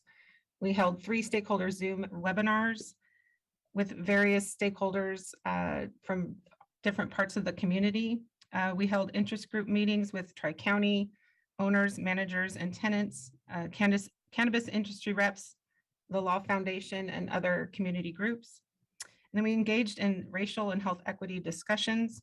And then we posted information and updated that information regularly on our code enforcement website. As part of our policy development work, as you know, we presented to NSC twice, and we engaged in stakeholder and community, or incorporated our stakeholder and community feedback into our policy development, continued to collaborate with the Santa Clara County Public Health Department, ensured we were aligning with other local jurisdiction policies, and then coordinated with the city attorney's office on that policy development. So as proposed, currently the ordinance would prohibit smoking inside multiple family properties of 3 units or more, but this would exclude condos and duplexes. It includes cigarettes, cigars, cigarillos, hookahs and pipes, electronic smoking devices such as e-cigarettes and vape pens, and then cannabis. There is an exemption for hotels and motels, and we are proposing to require smoking prohibitions as part of the rental lease agreement. And it also provides a variety of enforcement tools should there be non-compliance that would allow for enforcement flexibility. So to summarize the stakeholder and community feedback that we received this past year, one area was around the inclusion of cannabis that seemed to be of primary concern. So to highlight some of that feedback, the cannabis industry expressed that cannabis should be exempt, or that vaping of cannabis should be allowed, that a policy to allow smoke lounges and designated cannabis smoking areas should be explored, and that the proposed policy may have a disproportionate impact to people of color and other vulnerable populations. Other stakeholders, another primary theme among other stakeholders included that that our enforcement process should be gradual and that outreach and education should remain ongoing. And that there was some significant concern around the requirement to include the smoking provisions in the lease agreements in that it could result in evictions. And there was also some concern that the fines as they exist now could be too high. So with the inclusion of cannabis in our proposed ordinance, it does have pros and cons. So some of the pros of including it in the ordinance is that it is in alignment with state law, that it is also in alignment with the smoke-free housing policies throughout much of California and Santa Clara County, including 8 cities within Santa Clara County. It meets the overall objective of the council policy priority to reduce health risks and exposure to secondhand smoke, and it minimizes the enforcement challenges. Cons include, however, that it may disproportionately impact some low-income and people of color or other vulnerable populations, and it limits the private use of cannabis in that users cannot smoke outside or in public.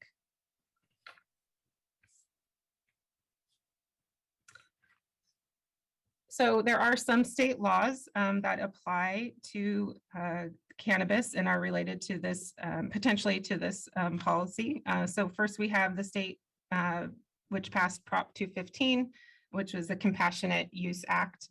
And this decriminalized cannabis possession or cultivation for medical purposes.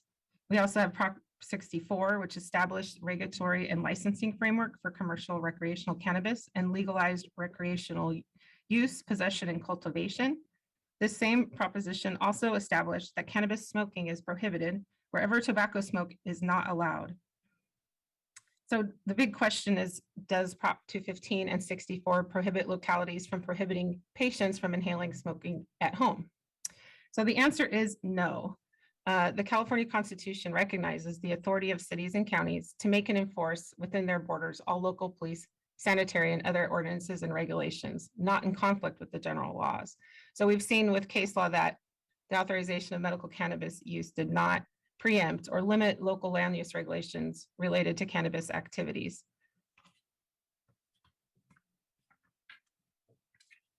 So with around this issue of policy, or excuse me, of including cannabis, we have some policy alternatives for consideration. Should council decide at the time of moving this ordinance forward that they'd like to explore an alternative to including cannabis. We have 2 here that we've evaluated and provided some feedback on. So one would be to exempt cannabis smoking from this policy. And the second would be to exempt vaping of cannabis. So this would allow occupants to continue to smoke and or vape cannabis in multi-family units. It would, however, not be in alignment with state law. It would allow for the potential exposure to cannabis secondhand smoke. It would create challenges in enforcement, and it may disproportionately impact low-income and people of color. It would not meet the goals of Council Policy Priority number 18, and secondhand cannabis smoke contains carcinogens that are on the Prop 65 list of toxins. As far as the enforcement component, which raised a lot of concerns, our proposed enforcement model includes outreach and education to foster compliance, as a primary component, as well as self and complaint-driven enforcement. So this enforcement process would be a phased enforcement approach in partnership with the property owners and managers. It would require prohibitions for smoking in the lease. And we actually have made a change to the enforcement process based on the stakeholder feedback that the violation would no longer be considered an infraction, but rather an administrative citation for non-compliance. And given the timeline and this having been pushed out from council, that we were going to need to revisit our timelines for when enforcement would begin. But right now we're proposing that it will begin 9 months after the ordinance adoption to allow us time to coordinate and conduct that outreach to all the affected stakeholders. And so this is just just to highlight our process in a visual way. So for enforcement, first a resident would file a complaint that's received by a property owner manager. So someone being impacted by smoking in another unit could file a complaint with their property owner manager. That property owner manager would notify the tenant that's been alleged to be violating the smoke-free housing policy and work with that tenant to reach compliance. And after 3 confirmed reports within 12 months, then the complaint would be referred by that property owner manager over to code enforcement. At that point, we would get involved, and if it was appropriate, we'd be issuing a warning notice first to the tenant that's in violation. If 2 confirmed complaints by at least 2 separate residents within 12 months occur, then we would look at a potential citation. Currently, within the schedule of fines, the citations for this section of the code, the citation fine amount begins at $250 and then goes to $500 and $1,000 for escalating fines for multiple occurrences. And from there, if compliance still cannot be reached after we've issued 3 citations, we would move to our compliance order process. And then after that, it moves to an administrative remedy process through the Appeals Hearing Board, where fines and penalties could be assessed for noncompliance. So this proposed process follows our normal path for code enforcement work once code enforcement gets involved. As far as possible policy alternatives to our enforcement strategy as proposed, so we're looking here at policy alternative number 1, which would be to remove the requirement to include smoking as a material lease violation. Our evaluation of this policy alternative would mean that it could limit the property owner and manager's ability to bring about compliance with the smoking regulations. It could create challenges in enforcement. There would be much more onerous on the city to enforce despite limited resources. It also is a very transient type of violation, and it's very difficult to gather evidence, so it could impact our ability to be effective. Property owners may have difficulty evicting serious violators, and it would require additional outreach to the property owners and managers and other stakeholders, as this was not part of our originally proposed policy. Under our policy alternative number 2, which addresses the concern about the high fine amounts, we can always, bring back to council at a reduced fine amount for these specific code sections. If council determined that the $250, $500, and $1,000 was too burdensome, in that respect, then it would reduce that financial burden of violation. May not be sufficient to deter the behavior and bring about compliance, however, and it would require council resolution. As far as our ongoing implementation plan, we plan to continue outreach and education to foster the compliance, irrespective of the complaints and that type of thing we get. This is something we plan to be implementing ongoing. Smoke-free housing brochure will be created in English, Spanish, and Vietnamese. We'll continue to keep our webpage up to date with information and various collateral. Continue to conduct the proactive outreach during the multiple housing routine inspections. So as those are conducted by code enforcement staff, this would be part of the conversation that we have with those property owners and managers. And then increased awareness of the Santa Clara County Public Health Department's cessation and voluntary mediation services. So helping our stakeholders and constituents understand that those services are available to them. So with that comes to our staff recommendation. So first, accept the amended proposed ordinance language that would replace a violation of a smoke-free housing policy from an infraction to an administrative citation. We are looking to receive feedback from the committee on the policy alternatives regarding the inclusion of cannabis and smoking as a material lease violation, as well as the potential lowering of the fine amounts. And then direct staff to return to council with the final proposed ordinance amendment in order to complete this council priority and enact the smoke-free housing ordinance. So with that, I conclude our presentation. Thank you. And so I'm going to ask Grace if she could please call on our public speakers. Thank you. Tessa Woodmansey. All right, thank you so much. Yes, I didn't realize that you could not smoke marijuana outside in California, even though it's legal to do it inside, I guess. So that was something interesting. But I did feel that it should be, all smoking should be included in this ordinance, which we really do appreciate the city looking into. This has been a big issue with Breathe California. We've been trying to get this to happen, especially with tobacco, of course. And so definitely support this movement towards public health and multiple housing, not having smoking. And I would include the marijuana in it, because people could ingest marijuana. They can have marijuana things that, you know, they don't have to smoke it. So that was just something to think about. That, and so I guess that's the issue. I think we should just ban all smoking, and that's my opinion. And if people want. Paul Soto? Yes, Paul Soto from the Horseshoe. Anything that comes even close, that even has the redolent odor of criminalization of a activity that is now legal, don't do it. Don't do it. Don't go anywhere near. Here's the example. There's a man standing inside of an apartment complex. The officer walks by and there's a smell of weed. Wait a minute. There's a city ordinance against that. Now I got probable cause. Now put your hands up. Put your hands up against the wall now. There we go. It's that quick.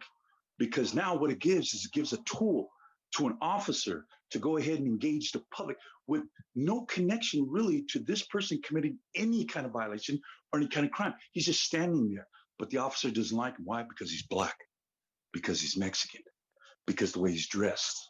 You see, you need to be very, very careful. This is by Chris Burton.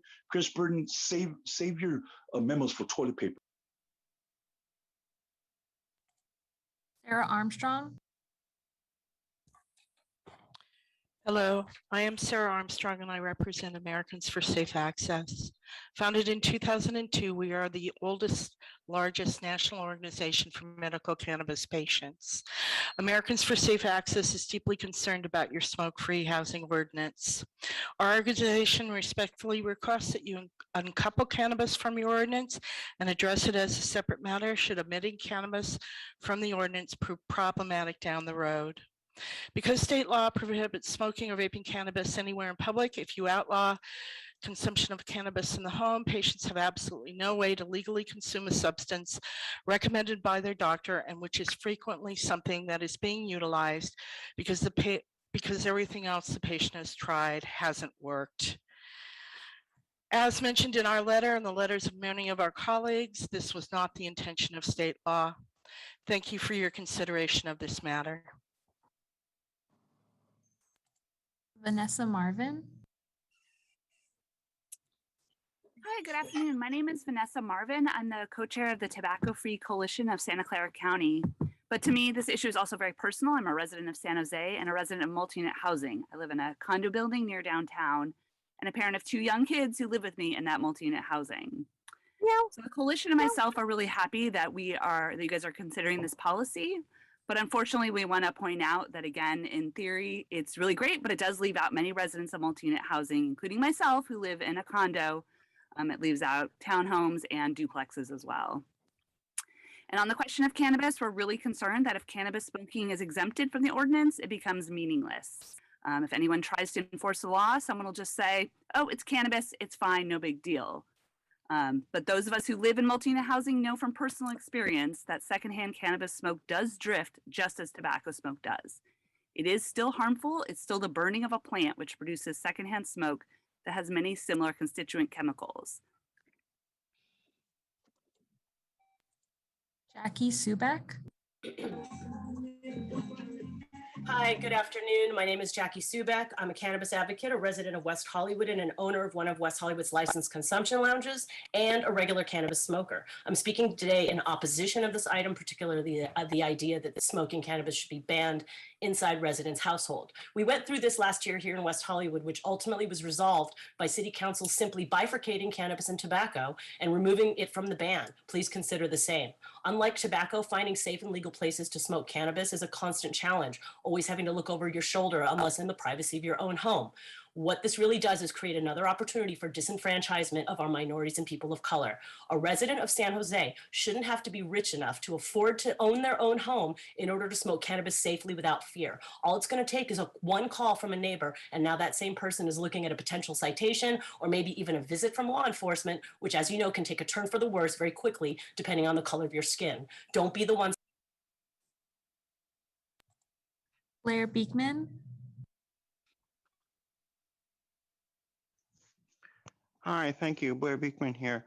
You know, with my worries about the vaccine mandate and how government can work, I'm a bit worried about this issue, how it's going. Paul mentioned, you know, law enforcement issues at a blink of an eye. What about tenants' rights issues? And did a person say this is about just apartment dwellings and not condos, not townhouses? That's a little strange.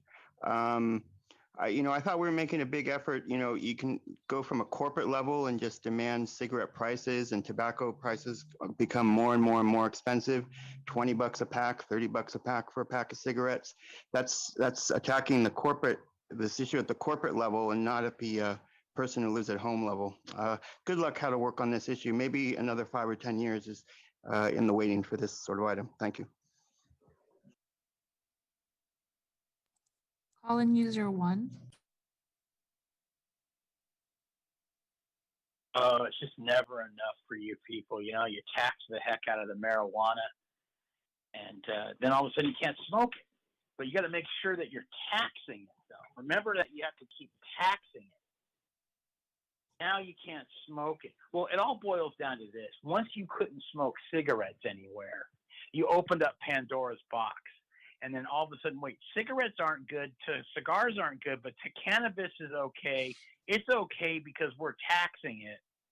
Now you're in a dilemma. You're in a catch-22 situation that I'm glad you're in, and you guys deserve this dilemma. And what's going to happen? You're going to have a George Floyd incident about someone lighting a joint. Paul's right. Law enforcement's going to get involved. You guys, you're losers to think that you're going to win in this one. And you know what? You got to make everything legal: tobacco, alcohol, marijuana. Tanya P. Hi, my name is Tanya Paipuli, and I am the Deputy Executive Director at Breathe California. I'm here to express that how concerned I am to see the exemption of cannabis. Almost all the calls we get at our secondhand smoke helpline are from residents troubled from secondhand smoke from cannabis. And most of them are residents of City of San Jose. They're afraid to complain to their landlords because of fear of losing their home. So there's that population too that you need to consider. Exempting cannabis is going to confuse the public and make the ordinance difficult and meaningless. I want to bring to your attention that this is same smoke that is considered as a carcinogen. And about low socioeconomic status in people of color, we spoke with the researchers from UCSF, and this is unfounded and not true. So please consider and look at the benefits versus the cons over here. Thank you. Jill Borders. Hi, yes, I actually want to refer to one of the letters, Americans for Safe Access, and in it they write, quote, "Those battling stage 4 cancer should not be facing eviction or economic sanctions for using illegal therapy recommended by their doctor." I want to stop there and say, absolutely, I completely agree. This is ridiculous. That concept would be ridiculous. But then they go on to say, quote, "This does not mean that status as a medical cannabis patient serves as a justification for the olfactory discomfort of other tenants." And so just for discussion purposes, I want to let them know that that was kind of a low blow.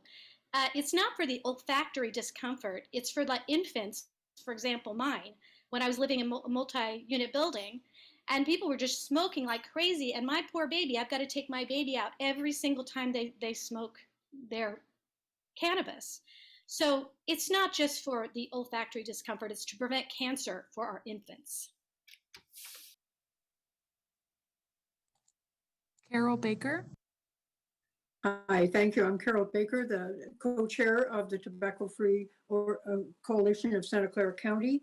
And I'd like to talk to you about the vulnerable populations that you've been mentioning 3 times as they need to be protected by allowing them to smoke. How about the vulnerable populations who are far more who do not smoke who need to be protected in their own homes. Please don't pass an unenforceable ordinance that only protects a small portion of your residents. Thank you. Sean Kali Rai. Good afternoon, Sean Kelly Rye. I just wanted to say that we'd like to have cannabis exempted from smoking, as West Hollywood did, as San Francisco did. Eventually, San Francisco ended up not even passing a smoke-free housing ban because they saw that this was a vehicle for landlords to evict tenants that they may not like, or because they just felt that they wanted to get better rent. Something that has to also be brought up is the allowance of consumption lounges in San Jose. How cannabis can be even part of this discussion without having the larger discussion of allowing cannabis consumption lounges in San Jose is just kind of mind-blowing that staff missed this entirely. So, we'd like to look at policy alternative 1, which is exemption of cannabis smoking and vaping in this ordinance if it is passed, and just limit it to tobacco. Thank you. Back to the committee. Thank you, Grace. And let me see who we have. I don't see any hands for my colleagues. Oh, here we go. Councilmember Cohen. I just have a couple questions for staff on this report. So what's the reasoning behind the exclusion of condos and duplexes in the proposed ordinance?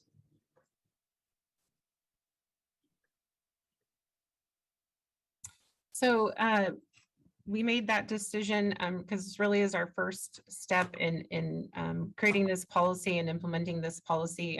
We aligned the policy with the original proposal, which was to explore a policy for multifamily housing, which is defined in our ordinance as 3 units or more.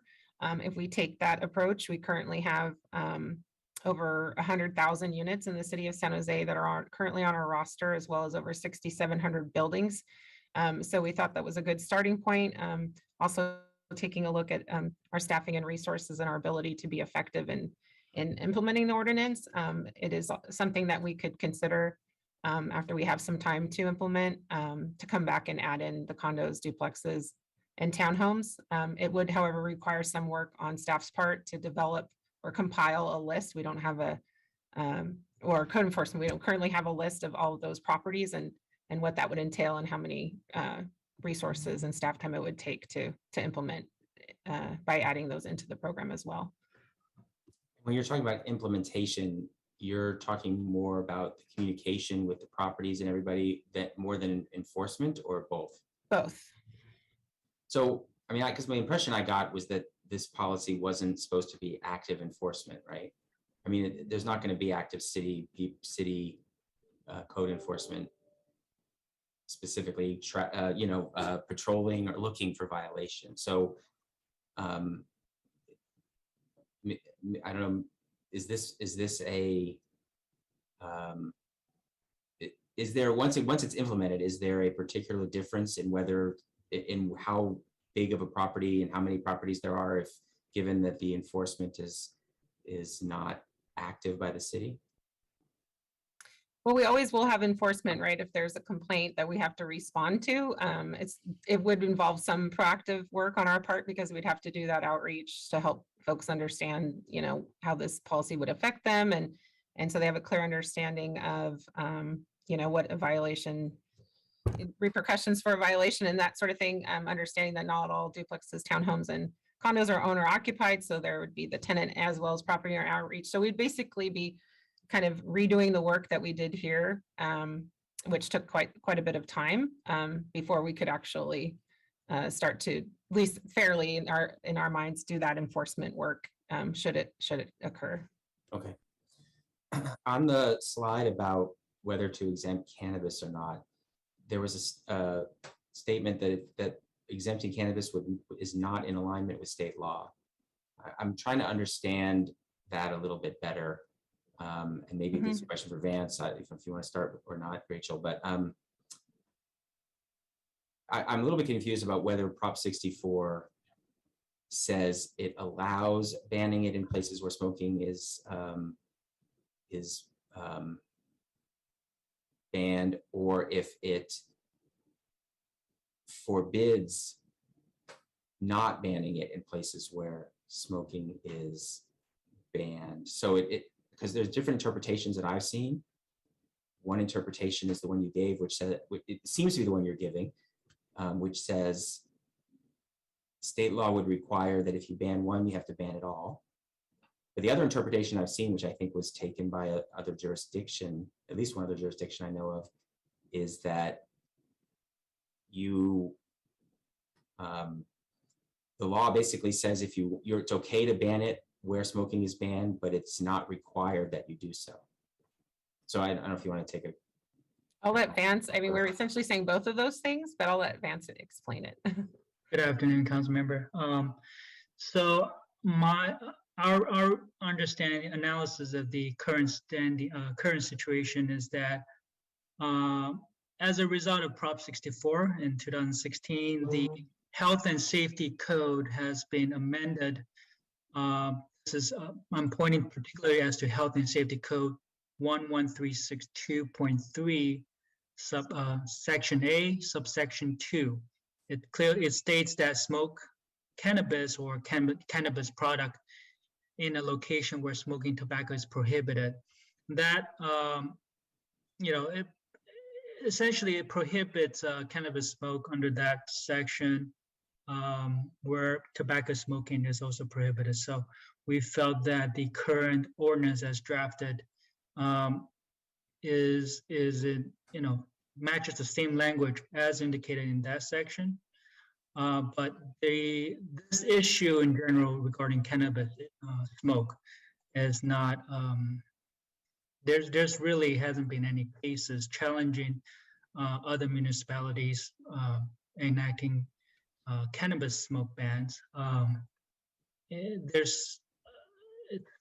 So the advice I've provided for code is that the city can prohibit cannabis smoke, but in weighing on the policy, the council can also carve the cannabis smoke out of that ordinance if it desire. Okay, so your interpretation is that it would be in alignment with state law to make exemptions if the council so desired. That's correct. Okay, I appreciate that. Okay, well, I've been conflicted over various things. I'll just give my input now. I've been conflicted over this policy because I know that there's equity issues on both sides here, right? There's a question of that I've had concerns about people being evicted potentially, or people being unable to have access now to cannabis and other things, particularly affecting certain classes of people who are renters versus those who are non-renters, and affecting, one population where it wouldn't affect everybody. There's the flip side, of course, that has to do with public health and the fact that certain buildings, typically probably higher rent buildings, are forbidding smoking now, and people who are unable to afford to live in those places might be forced to be exposed to it. So I know that there are arguments on both sides on that issue, and that's where that conflict though has been one that's hard for me to resolve and take a stand on how this policy makes sense. So I just wanted to give that input and leave it there, and maybe hear from other colleagues about what their thoughts are on the policy. Thank you, Council Member. Seeing that I don't have any more hands, I'll provide my feedback. I also have to agree that I am conflicted with this item. I think I've shared in the past that I've lost both of my parents when I was in my 20s, and my father of pulmonary fibrosis. And so I get how smoking can impact. My father smoked, I think, for 3 years of his life when he was young, as this what he copped out. It was very straight and narrow man, highly Catholic, and I never would have ever known that he had been a smoker had I not been in the same room when he was getting a CT scan because of his pulmonary fibrosis. And so that was the time that I realized he had smoked in his life, and probably helped shorten his life. Although he also worked in a foundry up in San Francisco, and I'm sure that also had a lot to do with the impact in his lung health. And so all this to say is that I absolutely, I'm not a smoker, never been, and actually I don't really accept people who smoke inside my home. It's not something that's acceptable. And so I'll say right off the top, I don't like people smoking around me. I don't want to eat and smell smoke at the same time. I don't know how Europe continues to do that. Once you eliminate smoke from your life, you see what kind of an impact it has once you return to it in a different country. And so I love the progress that we've made around smoking and teaching our children the impacts of smoking. Now, I'm not going to say that this shouldn't happen for other people. Everybody makes their own decisions, and I'm going to respect those decisions just as well. Especially around cannabis, which created a lot of brown and Black people prisoners in our state system. And I'm not oblivious to that. And that the color of my skin, I received a different kind of treatment in our society, and myself and my husband and my son, as he grows, will also have a different experience as my white counterparts. And so I get that this could be an area of conflict for our community, and I don't want it to be. And so I'm really conflicted. I'll tell you that my father has passed away. Obviously, I share that, so I don't know that he'll mind me saying this. But his end of life was just so terrible, that he even ventured to ask a family friend to give him a cannabis tea, right? He wasn't going to smoke it or anything like that. He wanted a tea. But at that time, cannabis was not legal. And so I don't know if this family friend brought him the wrong, I don't know, leaf, branch, I don't, whatever was put into that tea. Because the next day he had a really bad headache, and it was just not the kind of experience that he enjoyed after the fact. But it was one of the few nights in my dad's, because my dad lived with me for the last 4 years of his life. It was one of the few nights that my dad had relief, that he didn't cough every other second. And I mean every other second. And the exhaustion that coughing caused because of his pulmonary fibrosis was just immense. And so I am glad that cannabis has been legalized, and that people at the end of their life can, or throughout their life, can use this legally. I'm completely supportive of that. And I know personally when with my father, who was, like I said, straight and narrow, would absolutely go this route when you have this much pain in your life. And so, of course, fortunately, we're in a single family home, but I would really be conflicted if we lived in an apartment and my father couldn't have this as a choice now that it's legal, and it would be to his benefit and his quality of life. And so, I'm supportive. I as a chair can't make a motion, but I'm supportive of the recommendations of the policy alternative 1, and potentially having the the ability for the council to make cannabis that particular exception. But I'd like to hear what my council colleagues have to say, and I don't know if we will get to something similar, but the enforcements, I also appreciate those alternatives, and that they'll lessen the propensity of having folks use this as an excuse to evict folks.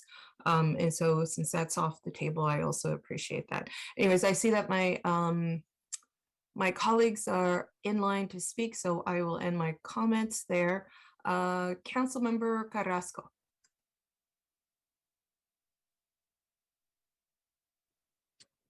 I'm sorry, I'm struggling a little bit with my phone. Can you hear me? Yes, loud and clear. Okay. I want to thank everybody for calling in and for stating their opinions. I also want to acknowledge some of the letters that we've received, in particular from the Asian Law Alliance, which raises quite a number of red flags for me. One of the callers called in and spoke about what the experience is to be a person, a brown or black person, and the fear of ongoing and continuous persecution for one thing or the other. And this truly is what raises the biggest concern for me. But I want to ask staff, and so we'll talk about that a little bit more in just a second. But I do want to ask staff the following question. So we passed what I thought were some pretty progressive ordinances around cannabis, and then the state of California, the voters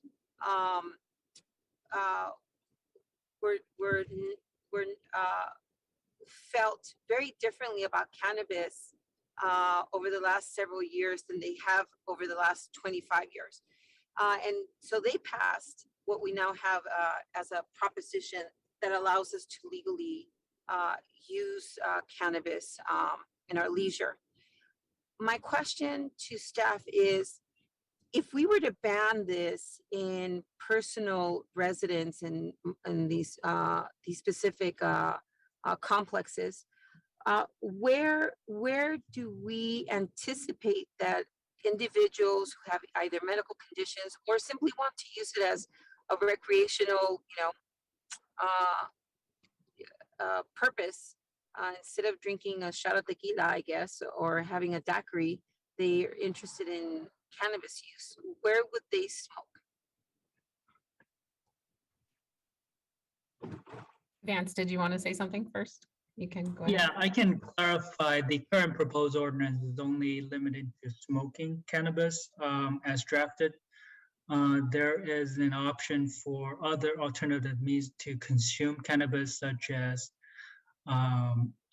edible versions. And my understanding, we do have under Title IX carve an exception to allow smoking. I believe it is under 9.44.040 under the municipal code. So there are areas where smoking, including tobacco smoking, can be consumed, and obviously the cannabis smoking would be allowed in those smoking area. And then So, Rachel, you can elaborate. Yeah, so what Vance is referring to is that the ordinance currently has a section that allows for a designated smoking area. It has requirements on where it can be located on the property. So I think in order to have the cannabis included under that, we'd have to just make sure, that it's considered a private area versus public, right? Because it can't be smoked in a public area. And then another alternative that has been proposed through discussions, as we heard today with some of the stakeholders, is to have the city explore, a zoning change to allow smoke lounges. So that would be a use that would need to be added to the zoning code or what have you, which Chris can speak to. But we felt like that would require quite a bit of policy work that we didn't undertake in this policy work. So if that is something council wants staff to explore, we may have to look at adding Yeah. that to a priority setting or something like that. So I appreciate that. It doesn't quite clarify what I was asking, other than it gives me the parameters within the law.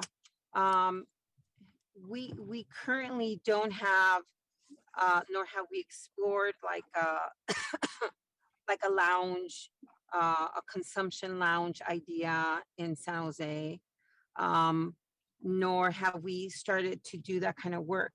And the concern that I have is that we're being asked to pass a policy without these other pieces in place for people to, it would be like, to me, it's the equivalent as well as, I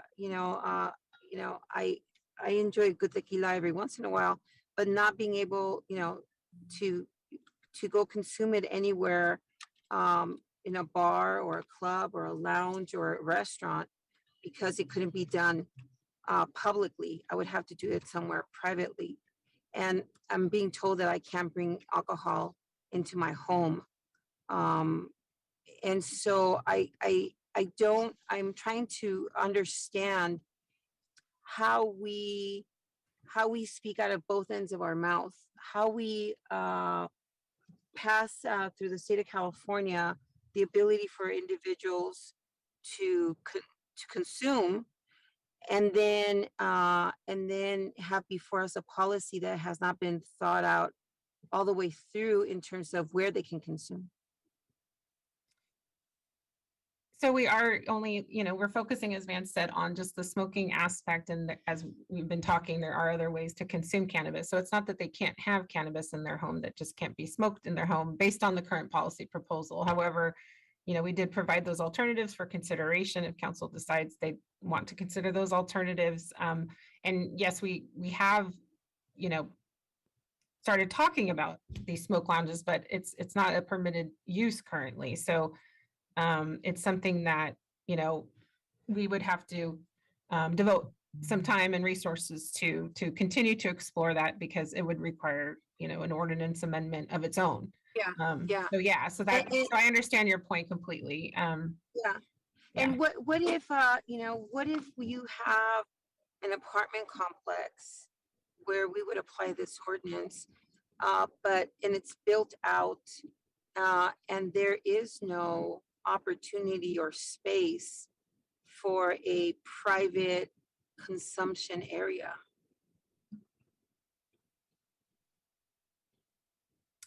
Yeah, I mean, that is very much could be an issue for a number of locations. So it would probably have to be dealt with on a case-by-case basis, or, unless we, I'm actually not sure how they would deal with that if they weren't able to meet the requirements of a designated smoking area.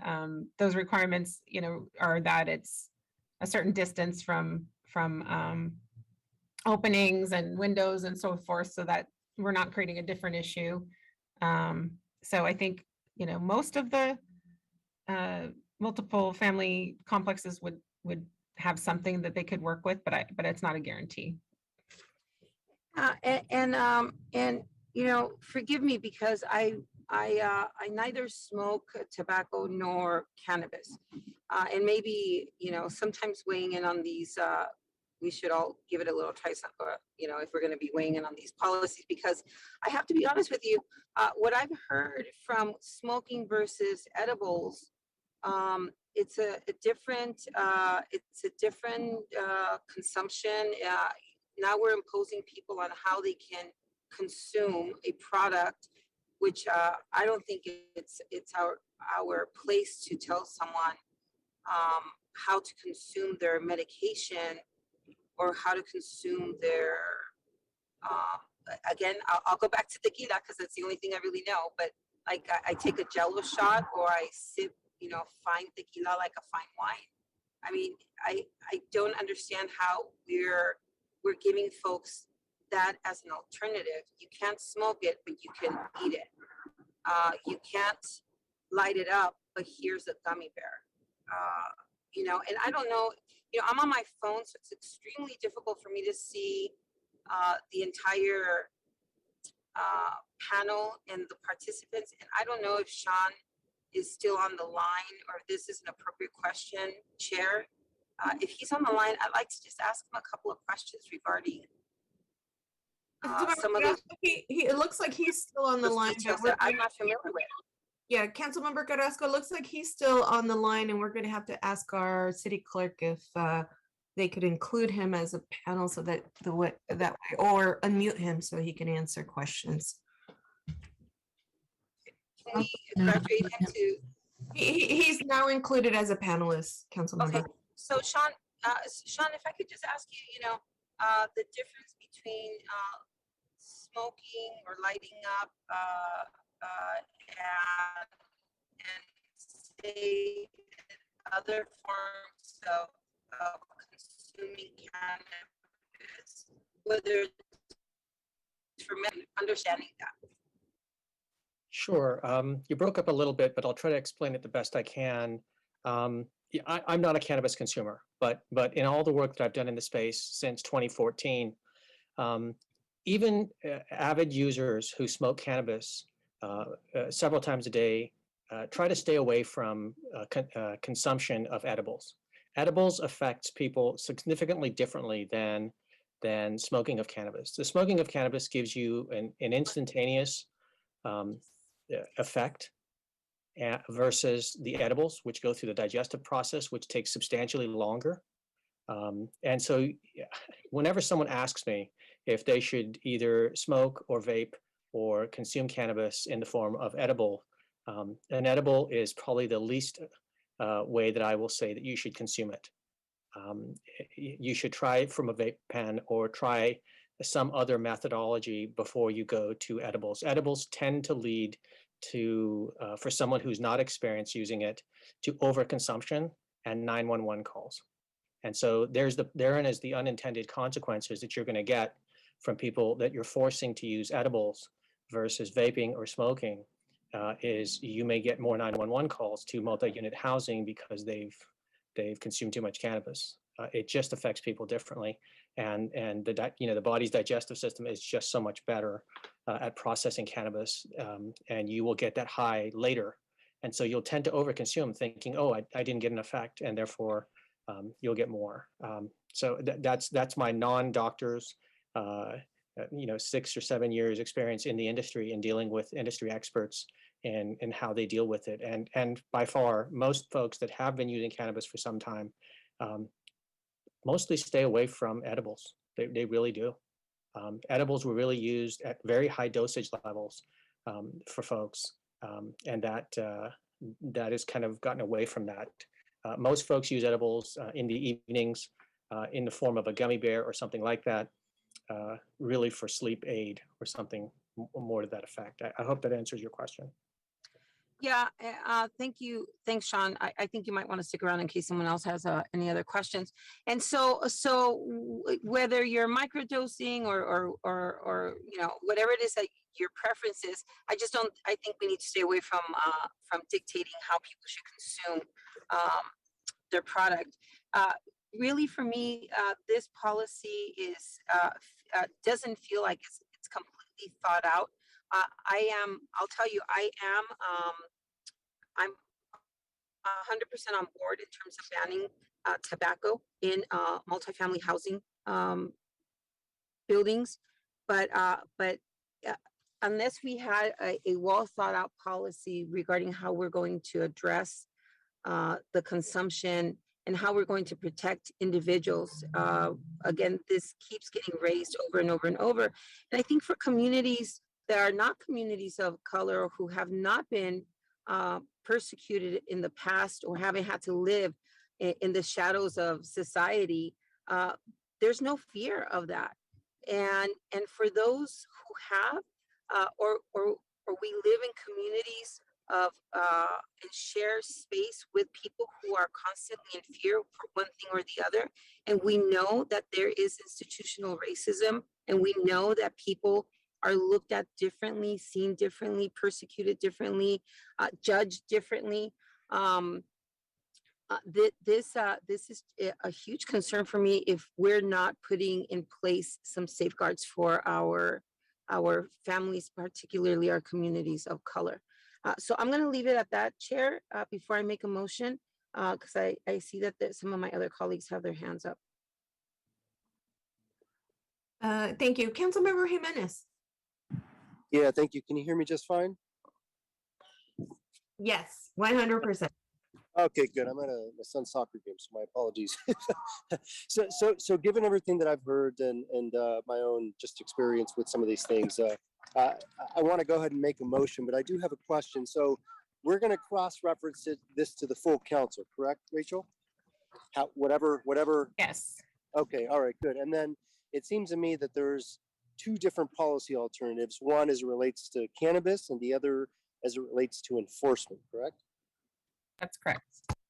Okay, good, because I was trying to piece together the different parts of this and how it can move forward. So I'd like to make a motion cross-referencing this item to the full council, adopting staff's recommendation with the inclusion of policy alternative 1 and 2 as it relates to cannabis, exempting cannabis smoking and exempting vaping of cannabis only. And then as it relates to the enforcement process, I think I'd be, given some of the letters that I've read and some of the implications of making some of this material lease violations, I'm really concerned about some of the folks that are potentially going to get evicted because of this. And as we already know, we have an eviction cliff and a host of other things going on in this space. And so I'd like to also in that motion adopt policy alternative number 1, which is removing requirement to include smoking as a material lease violation. And then I think the fines, given that we're not making it material lease violation, I'm not going to include policy alternative number 2, which is the reduction of the fines. So that's the motion. Second. Great. Thank you. All right. I think we're ready for a vote. Is that Ruth or Grace? I'm not sure. Sorry, Chair. Could you repeat your request? Sure. I think we're ready for a vote, Grace. So if you can just roll call. Okay, sorry. That would be Jimenez, Yes. Cohen, Aye. Esparza, Carrasco, Aye. Arenas. Yes. All right, thank you. Great. Karen, can I just raise an issue? Are we cross-referencing to a date specific, or are you asking Angel to add this to add this at rules, or is there a date that staff feels comfortable identifying now that we can include? Yeah, I'll leave that to Rachel and Angel. I mean, I defer to them as to when they think it's appropriate to bring it back and in what space. And I assume it'd go to the full council, not rules. But. Yeah, council member, if it's okay with you, what we'll do is we'll basically, based on this motion, we'll cross-reference this to the full council. We'll work with agenda services to identify a good date and then also follow up on some of the feedback that we received today from the meeting so that we can include that in our report out to the full council. Sounds good. Thank you. Great. Thank you for the clarification, Karen. You keep us on track, so thank you. All right. So it sounds like we can take that as a unanimous vote. And we're going to move on to, and thank you for the presentation. Thank you, Rachel, for your consideration in advance, and Chris for all the work that you've done. And I know that this is a difficult issue, and so I want to just lastly thank you. We are on to open forum, which is the last item on our agenda. Go ahead, Grace.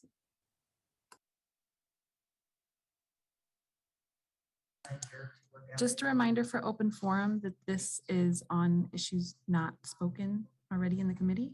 Paul Soto. Yes, I would like to thank Councilwoman Carrasco. What she just said, how she said it, why she said it, and in the way she said it, that needs to be discussed. That was beautiful and necessary. I found it conspicuously obvious that Chris Burton never even attempted to assert himself, yet it's his signature and it's coming out of the Planning Code Enforcement Department. of which he is the head of. I would expect him to be able to assert himself. But no, what he did is he stood subordinate to La Señora speaking, La Voz del Barrio. That's what they did. And that's what we expect them to do. And we will demand nothing less. Nothing less. This was absolutely beautiful. With the respect to the education, gracias, Señora Arenas, for your advocacy, because it's necessary. This can no longer be like tolerated. We must, equity means that we set the standard by which they follow. And if they choose not, that's okay. But put them in the position to where they choose not. Blair Beekman. Hi, thank you for the work from everyone on how to address the recent appeal at Rules in Open Government for body camera footage. From a mother's initials of fears of coming forward publicly, she has since possibly changed, updated, and better revised the future procedures of how SJPD can work in a more clear, caring terms to handle domestic violence issues. It is now my hope that it can be safe and reasonable to ask that a plaintiff, their lawyer, and/or their advocacy counselor can have a certain legal privilege, and that plaintiffs can be at least allowed to view body camera material that is asked for in the presence of a small group of a local city government, police, and IPA. I am hoping this can be a way to consider how to avoid this footage having to be made fully public. I'm also hoping, with 9 seconds left, that we can invite everyone to the good new ideas of equity, reimagine, accountability, and open public policies in the next few weeks. Call-in user 1. I mean, where do I start? You know, first of all, listen to all these city council meetings. You guys talk about things that are going to be free. Who pays for that? Free means somebody paid for it. That means you should never use that term. It should be taxpayer paid, right? It's not free. And I'm sick and tired of hearing you people talk about how white people get away with everything. And there's all these people who live in the shadows. Let me tell you something, homegirl Carrasco. Nobody hates San Jose PD more than me. And they've treated me like crap my whole life. And I'm white on rice. Sir, okay?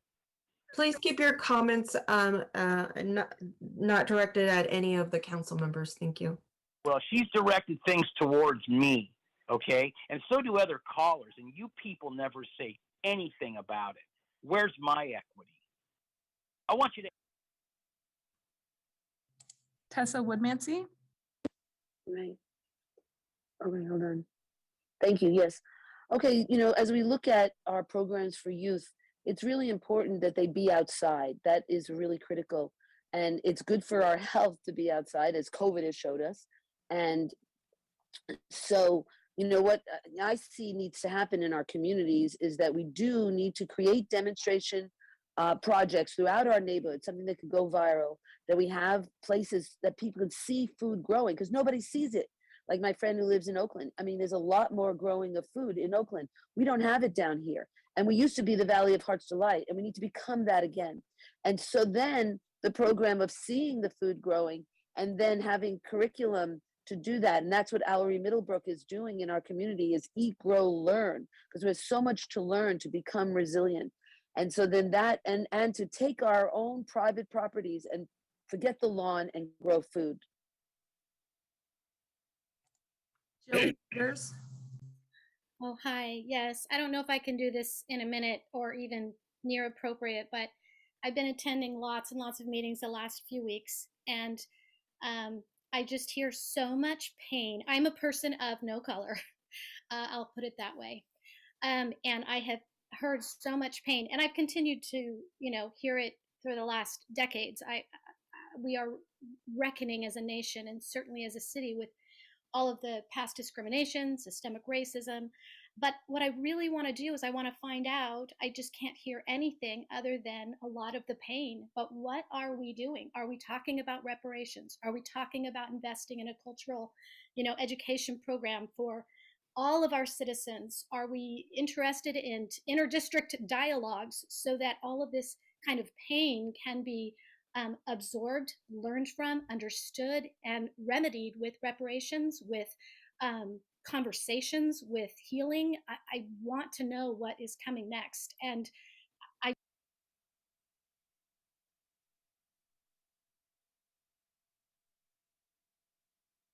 Back to the committee. Thank you. And that is the end of our meeting. I adjourn our Neighborhood Services and Education Committee, the last one that we have for 2021. Everyone have a wonderful holiday and time off, and we'll see you in the new year. Thank you for all your work. Thank you. Bye, Karen.